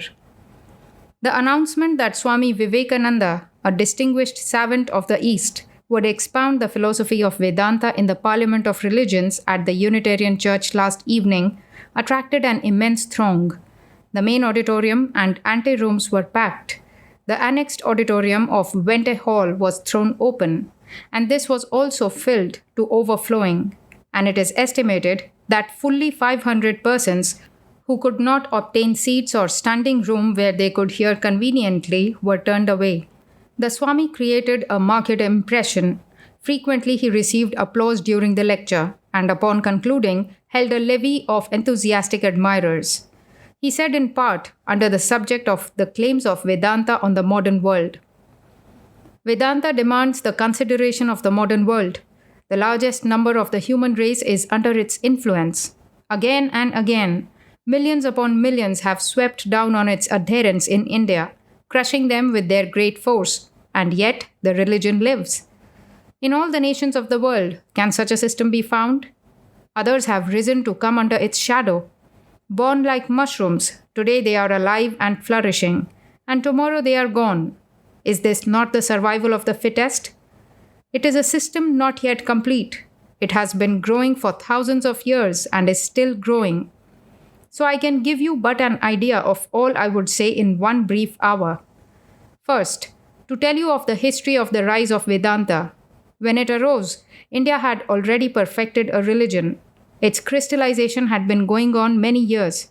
Already there were elaborate ceremonies. Already there had been perfected a system of morals for the different stages of life.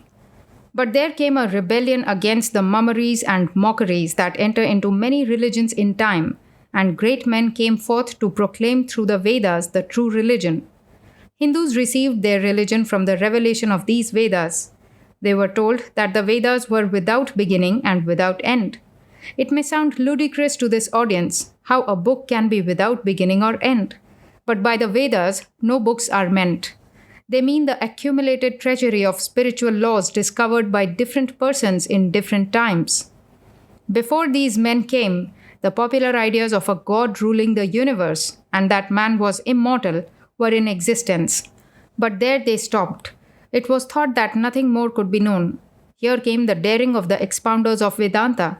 They knew that religion meant for children is not good for thinking men, that there is something more to man and God. The moral agnostic knows only the external dead nature. From that he would form the law of the universe. He might as well cut off my nose and claim to form an idea of my whole body, as argue thus. He must look within. The stars that sweep through the heavens, even the universe is but a drop in the bucket. Your agnostic sees not the greatest, and he is frightened at the universe. The world of spirit is greater than all, the God of the universe who rules, our father, our mother. What is this heathen mummery we call the world? There is misery everywhere. The child is born with a cry upon its lips. It is its first utterance. This child becomes a man, and so well used to misery that the pang of the heart is hidden by a smile on the lips. Where is the solution of this world? Those who look outside will never find it. They must turn their eyes inward and find truth. Religion lives inside. One man preaches, if you chop your head off, you get salvation. But does he get anyone to follow him? Your own Jesus says, give all to the poor and follow me. How many of you have done this? You have not followed out this command, and yet Jesus was the great teacher of your religion. Every one of you is practical in his own life, and you find this would be impracticable. But Vedanta offers you nothing that is impracticable. Every science must have its own matter to work upon. Everyone needs certain conditions and much of training and learning. But any jack in the street can tell you all about religion. You may want to follow religion and follow an expert, but you may only care to converse with Jack, for he can talk it. You must do with religion as with science, come in direct contact with facts, and on that foundation build a marvelous structure. To have a true religion, you must have instruments. Belief is not in question. Of faith, you can make nothing, for you can believe anything. We know that in science, as we increase the velocity, the mass decreases, and as we increase the mass, the velocity decreases. Thus, we have matter and force. The matter, we do not know how, disappears into force, and force into matter. Therefore, there is something which is neither force nor matter, as these two may not disappear into each other. This is what we call mind, the universal mind. Your body and my body are separate, you say. I am but a little whirlpool in the universal ocean of mankind. A whirlpool, it is true, but a part of the great ocean. You stand by moving water where every particle is changing, and yet you call it a stream. The water is changing, it is true, but the banks remain the same. The mind is not changing, but the body, how quick its growth! I was a baby, a boy, a man, and soon I will be an old man, stooped and aged. The body is changing, and you say, is the mind not changing also? When I was a child, I was thinking, I have become larger because my mind is a sea of impressions. There is behind nature a universal mind. The spirit is simply a unit, and it is not matter. For man is a spirit. The question, where does the soul go after death, should be answered like the boy when he asked, why does not the earth fall down? The questions are alike, and their solutions alike. For where could the soul go to? To you who talk of immortality, I would ask when you go home to endeavor to imagine you are dead. Stand by and touch your dead body. You cannot, for you cannot get out of yourself. The question is not concerning immortality, but as to whether Jack will meet his Jenny after death. The one great secret of religion is to know for yourself that you are a spirit. Do not cry out, I am a worm, I am nobody. As the poet says, I am existence, knowledge, and truth. No man can do any good in the world by crying out, I am one of its evils. The more perfect, the less imperfections you see. The Laws of Life and Death. Report of a lecture delivered in Oakland on March 7, 1900, with editorial comments of the Oakland Tribune. Swami Vivekananda delivered a lecture last evening on the subject, The Laws of Life and Death. The Swami said, how to get rid of this birth and death, not how to go to heaven, but how one can stop going to heaven. This is the object of the search of the Hindu. The Swami went on to say that nothing stands isolated. Everything is a part of the never-ending procession of cause and effect. If there are higher beings than man, they also must obey the laws. Life can only spring from life, thought from thought, matter from matter. A universe cannot be created out of matter. It has existed forever. If human beings came into the world fresh from the hands of nature, they would come without impressions. But we do not come in that way, which shows that we are not created afresh. If human souls are created out of nothing, what is to prevent them from going back into nothing? If we are to live all the time in the future, we must have lived all the time in the past. It is the belief of the Hindu that the soul is neither mind nor body. What is it which remains stable? Which can say, I am I? Not the body, for it is always changing, and not the mind, which changes more rapidly than the body, which never has the same thoughts for even a few minutes. There must be an identity which does not change, something which is to man what the banks are to the river. The banks which do not change and without whose immobility we would not be conscious of the constantly moving stream. Behind the body, behind the mind, there must be something, which is the soul, which unifies the man. Mind is merely the fine instrument through which the soul, the master, acts on the body. In India we say, a man has given up his body, while you say, a man gives up his ghost. The Hindus believe that a man is a soul and has a body, while Western people believe he is a body and possesses a soul. Death overtakes everything which is complex. The soul is a single element, not composed of anything else, and therefore it cannot die. By its very nature, the soul must be immortal. Body, mind, and soul turn upon the wheel of law. None can escape. No more can we transcend the law than can the stars, than can the sun. It is all a universe of law. The law of karma is that every action must be followed sooner or later by an effect. The Egyptian seed, which was taken from the hand of a mummy after 5,000 years and sprang into life when planted, is the type of the never ending influence of human acts. Action can never die without producing action. Now, if our acts can only produce their appropriate effects on this plane of existence, it follows that we must all come back to round out the circle of causes and effects. This is the doctrine of reincarnation. We are the slaves of law, the slaves of conduct, the slaves of thirst, the slaves of desire, the slaves of 1,000 things. Only by escaping from life can we escape from slavery to freedom. God is the only one who is free. God and freedom are one and the same. The Reality and the Shadow. Report of a lecture delivered in Oakland on March 8, 1900, with editorial comments of the Oakland Tribune. Swami Vivekananda, the Hindu philosopher, delivered another lecture in Vente Hall last evening. His subject was The Reality and the Shadow. He said, "The soul of man is ever striving after certainty, to find something that does not change. It is never satisfied. Wealth, the gratification of ambition or of appetite are all changeable. Once these are attained, man is not content. Religion is the science which teaches us whence to satisfy this longing after the unchangeable. Behind all the local colors and derivations, they teach the same thing, that there is reality only in the soul of man. The philosophy of Vedanta teaches that there are two worlds, the external or sensory, and the internal or subjective, the thought world. It posits three fundamental concepts: time, space, and causation. From these is constituted Maya, the essential groundwork of human thought, not the product of thought.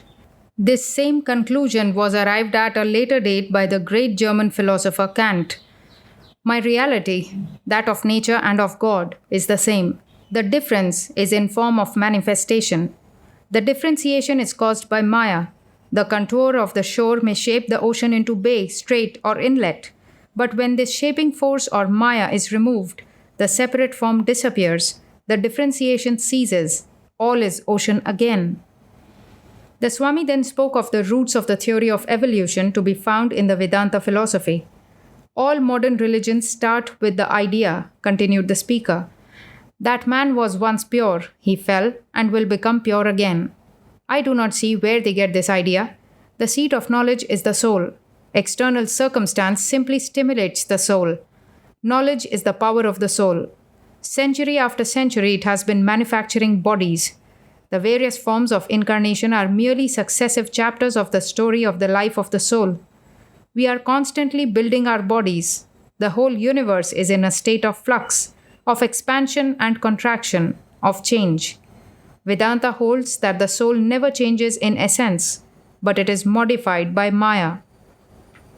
Nature is God limited by mind. The evolution of nature is the modification of the soul. The soul in essence is the same in all forms of being. Its expression is modified by the body. This unity of soul, this common substance of humanity, is the basis of ethics and morality. In this sense, all are one, and to hurt one's brother is to hurt one's self. Love is simply an expression of this infinite unity. Upon what dualistic system can you explain love? One of the European philosophers says that kissing is a survival of cannibalism, a kind of expression of how good you taste. I do not believe it. What is it we all seek? Freedom. All the effort and struggle of life is for freedom. It is the march universal of races, of worlds, and of systems. If we are bound, who bound us? No power can bind the infinite but itself.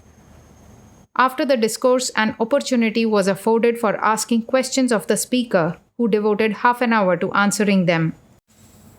Way to Salvation. Report of a lecture delivered in Oakland on Monday, March 12, 1900, with editorial comments of the Oakland Enquirer. Vente Hall of the First Unitarian Church was crowded last evening with a large audience to hear the Way of Salvation from the standpoint of the Hindu priest Swami Vivekananda. This was the last lecture of a series of 3 which the Swami has delivered. He said in part, "One man says God is in heaven, another that God is in nature and everywhere present. But when the great crisis comes, we find the goal is the same. We all work on different plans, but the end is not different. The two great watchwords of every great religion are renunciation and self sacrifice. We all want the truth, and we know that it must come, whether we want it or not. In a way, we are all striving for that good, and what prevents our reaching it? It is ourselves. Your ancestors used to call it the devil, but it is our own false self. We live in slavery, and we would die if we were out of it. We are like the man who lived in total darkness for 90 years and, when taken out into the warm sunshine of nature, prayed to be taken back to his dungeon. You would not leave this old life to go into a newer and greater freedom which opens out. The great difficulty is to go to the heart of things. These little degraded delusions of Jack so and so's, who thinks he has an infinite soul, however small he is with his different religions. In one country, all as a matter of religion, a man has many wives. In another, one woman has many husbands. So some men have two gods, some one God, and some no God at all. But salvation is in work and love. You learn something thoroughly. In time, you may not be able to call that thing to memory, yet it has sunk into your inner consciousness and is a part of you. So as you work, whether it be good or bad, you shape your future course of life. If you do good work with the idea of work, work for work's sake, you will go to heaven of your idea and dream of heaven. The history of the world is not of its great men, of its demigods, but it is the little islands of the sea, which build themselves to great continents from fragments of the sea drift. Then the history of the world is in the little acts of sacrifice performed in every household. Man accepts religion because he does not wish to stand on his own judgment. He takes it as the best way of getting out of a bad place. The salvation of man lies in the great love with which he loves his God. Your wife says, "Oh John, I could not live without you." Some men, when they lose their money, have to be sent to the asylum. Do you feel that way about your God? When you can give up money, friends, fathers and mothers, brothers and sisters, all that is in the world, and only pray to God that He grant you something of His love, then you have found salvation. The people of India. Report of a lecture delivered in Oakland on Monday, March 19, 1900, with editorial comments of the Oakland Enquirer. The lecture which the Swami Vivekananda gave Monday night in his new course on the people of India was interesting, not only for what he had to relate of the people of that country, but for the insight into their mental attitude and prejudices which the speaker gave without really meaning it.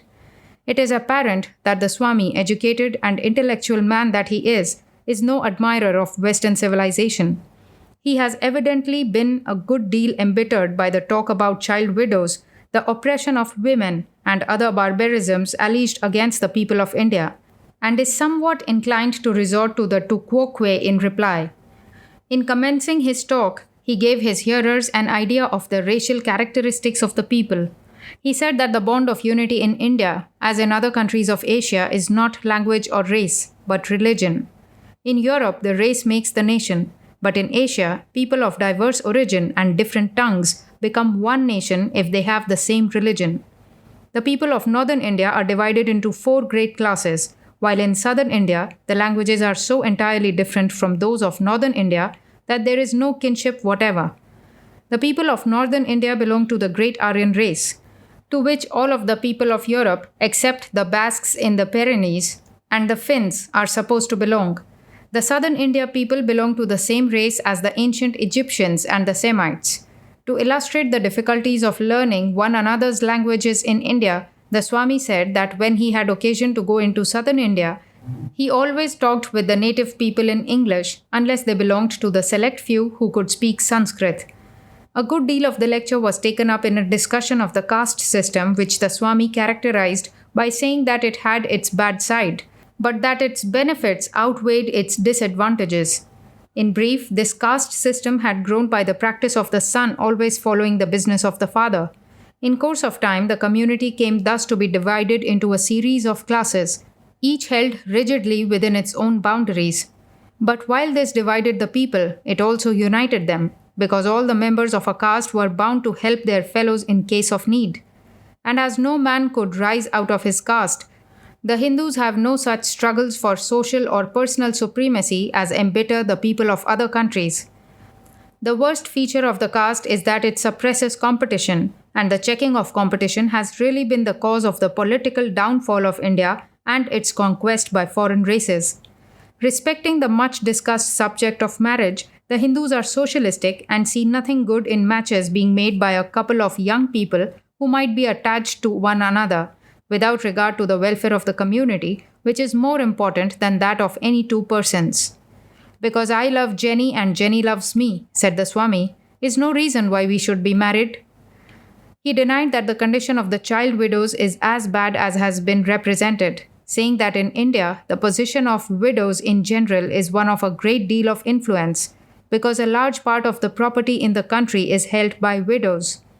In fact, so enviable is the position of widows that a woman or a man either might almost pray to be made a widow. The child widows, or women who have been betrothed to children who died before marriage, might be pitied if a marriage were the only real object in life. But according to the Hindu way of thinking, marriage is rather a duty than a privilege, and the denial of the right of child widows to marry is no particular hardship. I am that I am. Notes of a lecture given in San Francisco on March 20, 1900. The subject tonight is man in contrast with nature. For a long time, the word nature was used almost exclusively to denote external phenomena. These phenomena were found to behave methodically, and they often repeated themselves. That which had happened in the past happened again. Nothing happened only once. Thus, it was concluded that nature was uniform. Uniformity is closely associated with the idea of nature. Without it, natural phenomena cannot be understood. This uniformity is the basis of what we call law. Gradually, the word nature and the idea of uniformity came to be applied also to internal phenomena, the phenomena of life and mind. All that is differentiated is nature. Nature is the quality of the plant, the quality of the animal, and the quality of man. Man's life behaves according to definite methods. So does his mind. Thoughts do not just happen. There is a certain method in their rise, existence, and fall. In other words, just as external phenomena are bound by law, internal phenomena, that is to say, the life and mind of man, are also bound by law. When we consider law in relation to man's mind and existence, it is at once obvious that there can be no such thing as free will and free existence. We know how animal nature is wholly regulated by law. The animal does not appear to exercise any free will. The same is true of man. Human nature also is bound by law. The law governing functions of the human mind is called the law of karma. Nobody has ever seen anything produced out of nothing. If anything arises in the mind, that also must have been produced from something. When we speak of free will, we mean the will is not caused by anything. But that cannot be true. The will is caused. And since it is caused, it cannot be free. It is bound by law. That I am willing to talk to you and you come to listen to me, that is law. Everything that I do or think or feel, every part of my conduct or behavior, my every movement, all is caused and therefore not free. This regulation of our life and mind, that is the law of karma. If such a doctrine had been introduced in olden times into a Western community, it would have produced a tremendous commotion. The Western man does not want to think. His mind is governed by law. In India, it was accepted as soon as it was propounded by the most ancient Indian system of philosophy. There is no such thing as freedom of the mind. It cannot be. Why did not this teaching create any disturbance in the Indian mind? India received it calmly. That is the specialty of Indian thought, wherein it differs from every other thought in the world. The external and internal natures are not two different things. They are really one. Nature is the sum total of all phenomena. Nature means all that is, all that moves. We make a tremendous distinction between matter and mind. We think that the mind is entirely different from matter. Actually, they are but one nature, half of which is continually acting on the other half. Matter is pressing upon the mind in the form of various sensations. These sensations are nothing but force. The force from the outside evokes the force within. From the will to respond to or get away from the outer force, the inner force becomes what we call thought. Both matter and mind are really nothing but forces. And if you analyze them far enough, you will find that at root they are one. The very fact that the external force can somehow evoke the internal force shows that somewhere they join each other.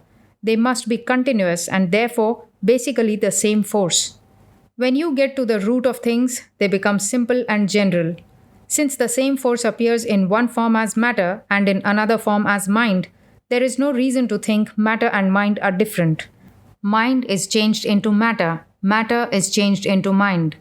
Thought force becomes nerve force, muscular force. Muscular and nerve force become thought force. Nature is all this force, whether expressed as matter or mind. The difference between the subtlest mind and the grossest matter is only one of degree. Therefore, the whole universe may be called either mind or matter. It does not matter which. You may call the mind refined matter or the body concretized mind. It makes little difference by which name you call which. All the troubles arising from the conflict between materialism and spirituality are due to wrong thinking. Actually, there is no difference between the two. I and the lowest pig differ only in degree. It is less manifested, I am more. Sometimes I am worse, the pig is better. Nor is it any use discussing which comes first, mind or matter. Is the mind first, out of which matter has come? Or is the matter first, out of which the mind has come? Many of the philosophical arguments proceed from these futile questions. It is like asking whether the egg or the hen is first. Both are first and both last. Mind and matter, matter and mind. If I say matter exists first and matter, growing finer and finer, becomes mind, then I must admit that before matter there must have been mind. Otherwise, where did matter come from? Matter precedes mind, mind precedes matter. It is the hen and the egg question all through. The whole of nature is bound by the law of causation and is in time and space. We cannot see anything outside of space, yet we do not know space. We cannot perceive anything outside of time, yet we do not know time. We cannot understand anything except in terms of causality, yet we do not know what causation is. These three things, time, space, and causality, are in and through every phenomena, but they are not phenomena. They are, as it were, the forms or molds in which everything must be cast before it can be apprehended. Matter is substance plus time, space, and causation. Mind is substance plus time, space, and causation. This fact can be expressed in another way. Everything is substance plus name and form. Name and form come and go, but substance remains ever the same. Substance, form, and name make this picture. When it is broken, you do not call it picture anymore, nor do you see its picture form. Its name and form vanish, but its substance remains. All the differentiation in substance is made by name and form. They are not real because they vanish. What we call nature is not the substance, unchanging and indestructible. Nature is time, space, and causation. Nature is name and form. Nature is Maya. Maya means name and form, into which everything is cast. Maya is not real. We could not destroy it or change it if it were real. The substance is the noumenon. Maya is phenomena. There is the real me which nothing can destroy, and there is the phenomenal me which is continually changing and disappearing. The fact is, everything existing has two aspects. One is noumenal, unchanging, and indestructible. The other is phenomenal, changing, and destructible. Man in his true nature is substance, soul, spirit. This soul, this spirit, never changes, is never destroyed, but it appears to be clothed with a form and to have a name associated with it. This form and name are not immutable or indestructible. They continually change and are destroyed. Yet men foolishly seek immortality in this changeable aspect, in the body and mind. They want to have an eternal body. I do not want that kind of immortality. What is the relation between me and nature?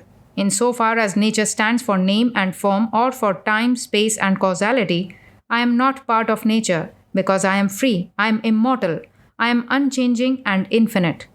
The question does not arise whether I have free will or not. I am beyond any will at all. Wherever there is will, it is never free. There is no freedom of will whatever. There is freedom of that which becomes will when name and form get hold of it, making it their slave. That substance, the soul, as it were, molds itself, as it were, throws itself into the cast of name and form, and immediately becomes bound, whereas it was free before.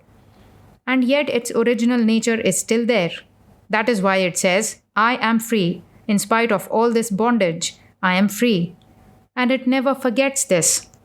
But when the soul has become the will, it is no more really free.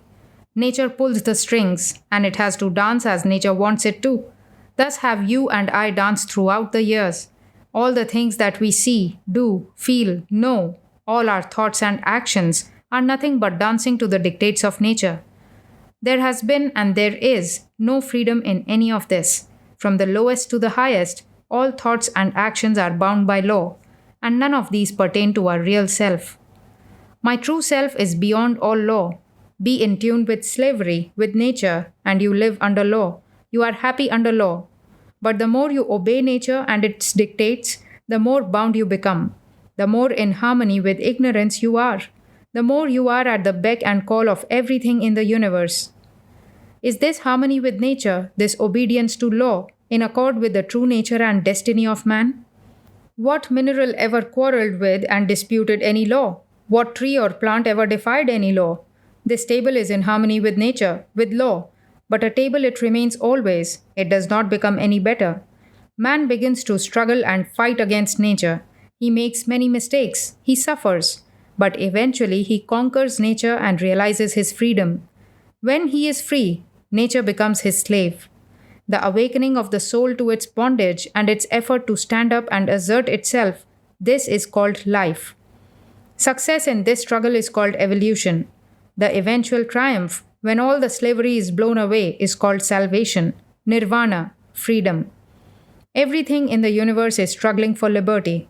When I am bound by nature, by name and form, by time, space, and causality, I do not know what I truly am. But even in this bondage, my real self is not completely lost. I strain against the bonds. One by one they break, and I become conscious of my innate grandeur. Then comes complete liberation. I attain to the clearest and fullest consciousness of myself. I know that I am the infinite spirit, the master of nature, not its slave. Beyond all differentiation and combination, beyond space, time, and causation, I am that I am. Unity. Notes of a lecture delivered at the Vedanta Society, New York, in June 1900. The different sectarian systems of India all radiate from one central idea of unity or dualism. They are all under Vedanta, all interpreted by it. Their final essence is the teaching of unity. This, which we see as many, is God. We perceive matter, the world, manifold sensation, yet there is but one existence. These various names mark only differences of degree in the expression of that one. The worm of today is the God of tomorrow. These distinctions which we do love are all parts of one infinite fact and only differ in the degree of expression. That one infinite fact is the attainment of freedom. However mistaken we may be as to the method, all our struggle is really for freedom. We seek neither misery nor happiness, but freedom. This one aim is the secret of the insatiable thirst of man. Man's thirst, says the Hindu, man's thirst, says the Buddhist, is a burning, unquenchable thirst for more and more. You Americans are always looking for more pleasure, more enjoyment. You cannot be satisfied, true, but at bottom what you seek is freedom. This vastness of his desire is really the sign of man's own infinitude. It is because he is infinite that he can only be satisfied when his desire is infinite and its fulfillment infinite. What then can satisfy man? Not gold, not enjoyment, not beauty. One infinite alone can satisfy him, and that infinite is himself. When he realizes this, then alone comes freedom. This flute with the sense organs as its keyholes, with all its sensations, perceptions, and song, is singing only one thing. It longs to go back to the wood whence it was cut. Deliver thou thyself by thyself. Ah, do not let thyself sink. For thou art thyself thy greatest friend, and thou thyself thy greatest enemy. Who can help the infinite? Even the hand that comes to you through the darkness will have to be your own. Fear and desire are the two causes of all this, and who creates them? We ourselves. Our lives are but a passing from dream to dream. Man, the infinite dreamer, dreaming finite dreams. Oh, the blessedness of it, that nothing external can be eternal. They little know what they mean, whose hearts quake when they hear that nothing in this relative world can be eternal. I am the infinite blue sky.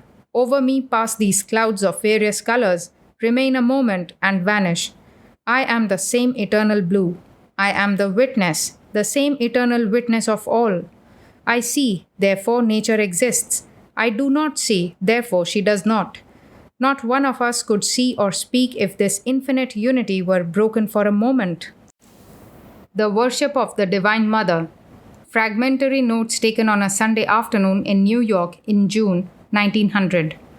From the tribal or clan god, man arrives in every religion at the sum, the God of gods. Confucius alone has expressed the one eternal idea of ethics. Manu Deva was transformed into Ahriman. In India, the mythological expression was suppressed, but the idea remained. In an old Veda is found the mantra, I am the empress of all that lives, the power in everything. Mother worship is a distinct philosophy in itself. Power is the first of our ideas. It impinges upon man at every step. Power felt within is the soul, without, nature. And the battle between the two makes human life. All that we know or feel is but the resultant of these two forces. Man saw that the sun shines on the good and evil alike. Here was a new idea of God, as the universal power behind all. The mother idea was born. Activity, according to Sankhya, belongs to Prakriti, to nature, not to Purusha or soul. Of all feminine types in India, the mother is preeminent. The mother stands by her child through everything. Wife and children may desert a man, but his mother never. Mother again is the impartial energy of the universe because of the colorless love that asks not, desires not, cares not for the evil in her child, but loves him the more. And today, mother worship is the worship of all the highest classes amongst the Hindus. The goal can only be described as something not yet attained. Here, there is no goal. This world is all alike the play of mother, but we forget this. Even misery can be enjoyed when there is no selfishness, when we have become the witness of our own lives. The thinker of this philosophy has been struck by the idea that one power is behind all phenomena. In our thought of God, there is human limitation, personality. With Shakti comes the idea of one universal power. I stretch the bow of Rudra when he desires to kill, says Shakti.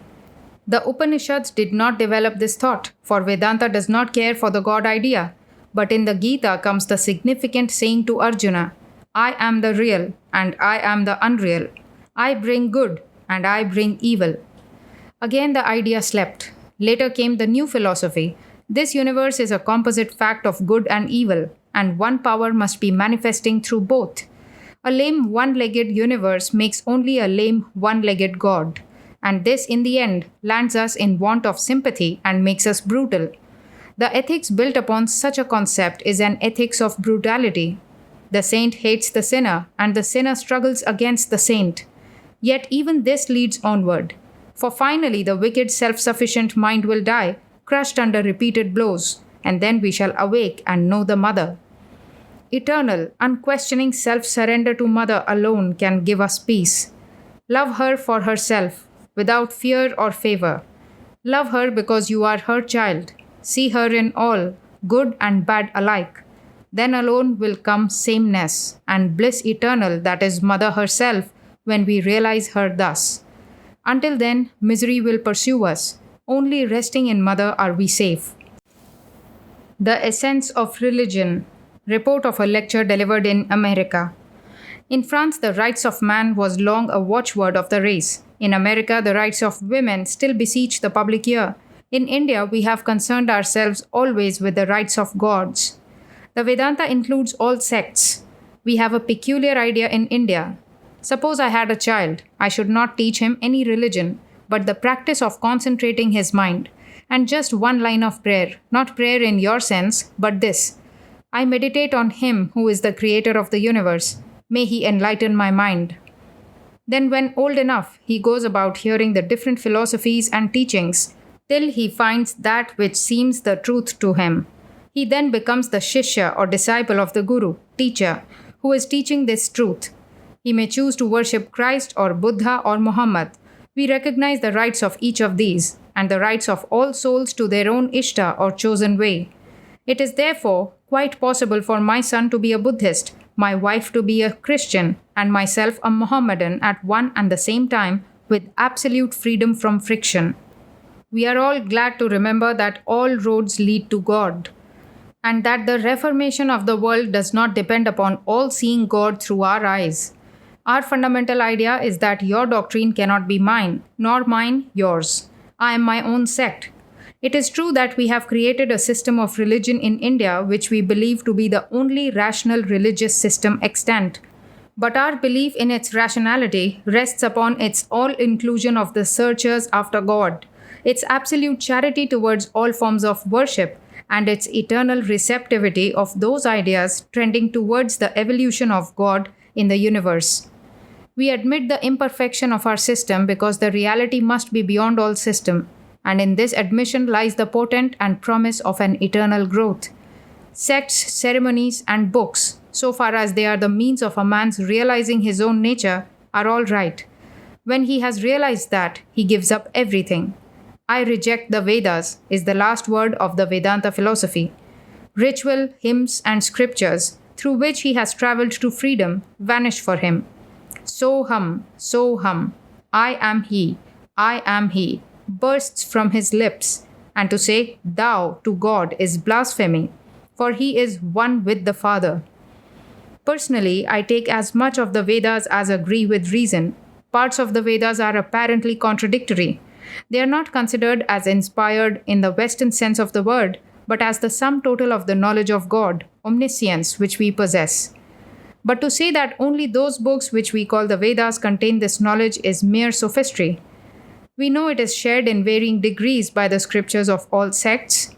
Manu says that part only of the Vedas which agrees with reason is Vedas, and many of our philosophers have taken this view.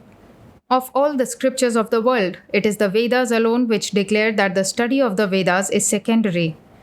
The real study is that by which we realize the unchangeable, and that is neither by reading, nor believing, nor reasoning, but by superconscious perception and samadhi. When a man has reached that perfect state, he is of the same nature as the personal God. I and my Father are one. He knows himself one with Brahman, the Absolute, and projects himself as does the personal God. The personal God is the Absolute looked at through the haze of Maya, ignorance. When we approach him with the five senses, we can only see him as the personal God. The idea is that the self cannot be objectified. How can the knower know himself? But he can cast a shadow, as it were, and the highest form of that shadow, that attempt of objectifying oneself, is the personal God. The self is the eternal subject, and we are eternally struggling to objectify that self, and out of that struggle has come this phenomenon of the universe, that which we call matter. But these are weak attempts, and the highest objectification of the self possible to us is the personal God. An honest God's the noblest work of man, said one of your Western thinkers. God is as man is. No man can see God but through these human manifestations. Talk as you may, try as you may, you cannot think of God but as a man, and as you are, he is. An ignorant man was asked to make an image of the god Shiva, and after many days of hard struggle, he succeeded only in manufacturing the image of a monkey. So when we try to think of God as he is in his absolute perfection, we meet with miserable failure, because we are limited and bound by our present constitution to see God as man. If the buffaloes desire to worship God, they, in keeping with their own nature, will see him as a huge buffalo. If a fish wishes to worship God, its concept of him would inevitably be a big fish, and man must think of him as man. Suppose man, the buffalo, and the fish represent so many different vessels, that these vessels all go to the sea of God to be filled. each according to its shape and capacity. In man, the water takes the shape of man, in the buffalo, the shape of the buffalo, and in the fish, the shape of the fish. But in each of these vessels is the same water of the sea of God. Two kinds of mind do not worship God as man: the human brute who has no religion, and the Paramahamsa who has transcended the limits of his own human nature. To him, all nature has become his own self. He alone can worship God as he is. The human brute does not worship because of his ignorance, and the Jivan Muktas, free souls, do not worship because they have realized God in themselves. Soham, Soham, I am He, they say. And how shall they worship themselves? I will tell you a little story. There was once a baby lion left by its dying mother among some sheep. The sheep fed it and gave it shelter. The lion grew apace and said, "Ba," when the sheep said, "Ba." One day another lion came by. "What do you do here?" said the second lion in astonishment, for he heard the sheep lion bleating with the rest. "Ba," said the other. "I am a little sheep. I am a little sheep. I am frightened." "Nonsense," roared the first lion. "Come with me. I will show you." And he took him to the side of a smooth stream and showed him that which was reflected therein. "You are a lion. Look at me. Look at the sheep. Look at yourself." And the sheep lion looked, and then he said, "Bah, I do not look like the sheep. It is true, I am a lion." And with that he roared a roar that shook the hills to their depths. That is it. We are lions in sheep's clothing of habit. We are hypnotized into weakness by our surroundings. And the province of Vedanta is the self-dehypnotization. The goal to be reached is freedom. I disagree with the idea that freedom is obedience to the laws of nature. I do not understand what that means. According to the history of human progress, it is disobedience to nature that has constituted that progress. It may be said that the conquest of lower laws was through the higher, but even there, the conquering mind was still seeking freedom. As soon as it found the struggle was through law, it wished to conquer that also. So the ideal is always freedom. The trees never disobey law. I never saw a cow steal. An oyster never told a lie. Yet, these are not greater than man. Obedience to law in the last issue would make of us simply matter, either in society or in politics or religion. This life is a tremendous assertion of freedom. Excess of laws means death. No nation possesses so many laws as the Hindus, and the result is the national death. But the Hindus had one peculiar idea. They never made any doctrines or dogmas in religion, and the latter has had the greatest growth. Therein are we practical, wherein you are impractical, in our religion. A few men come together in America and say, "We will have a stock company. In 5 minutes it is done." In India, 20 men may discuss a stock company for as many weeks, and it may not be formed. But if one believes that by holding up his hands in air for 40 years, he will attain wisdom, it will be done. So we are practical in ours, you in your way. But the way of all ways to realization is love. When one loves the Lord, the whole universe becomes dear to me, because it is all His. Everything is His, and He is my lover. I love Him, says the Bhakta. In this way, everything becomes sacred to the Bhakta, because all things are His. How then may we hurt anyone? How then may we not love another? With the love of God will come as its effect the love of everyone in the long run. The nearer we approach God, the more do we begin to see that all things abide in Him. Our heart will become a perennial fountain of love. Man is transformed in the presence of this light of love and realizes at last the beautiful and inspiring truth that love, lover, and the beloved are really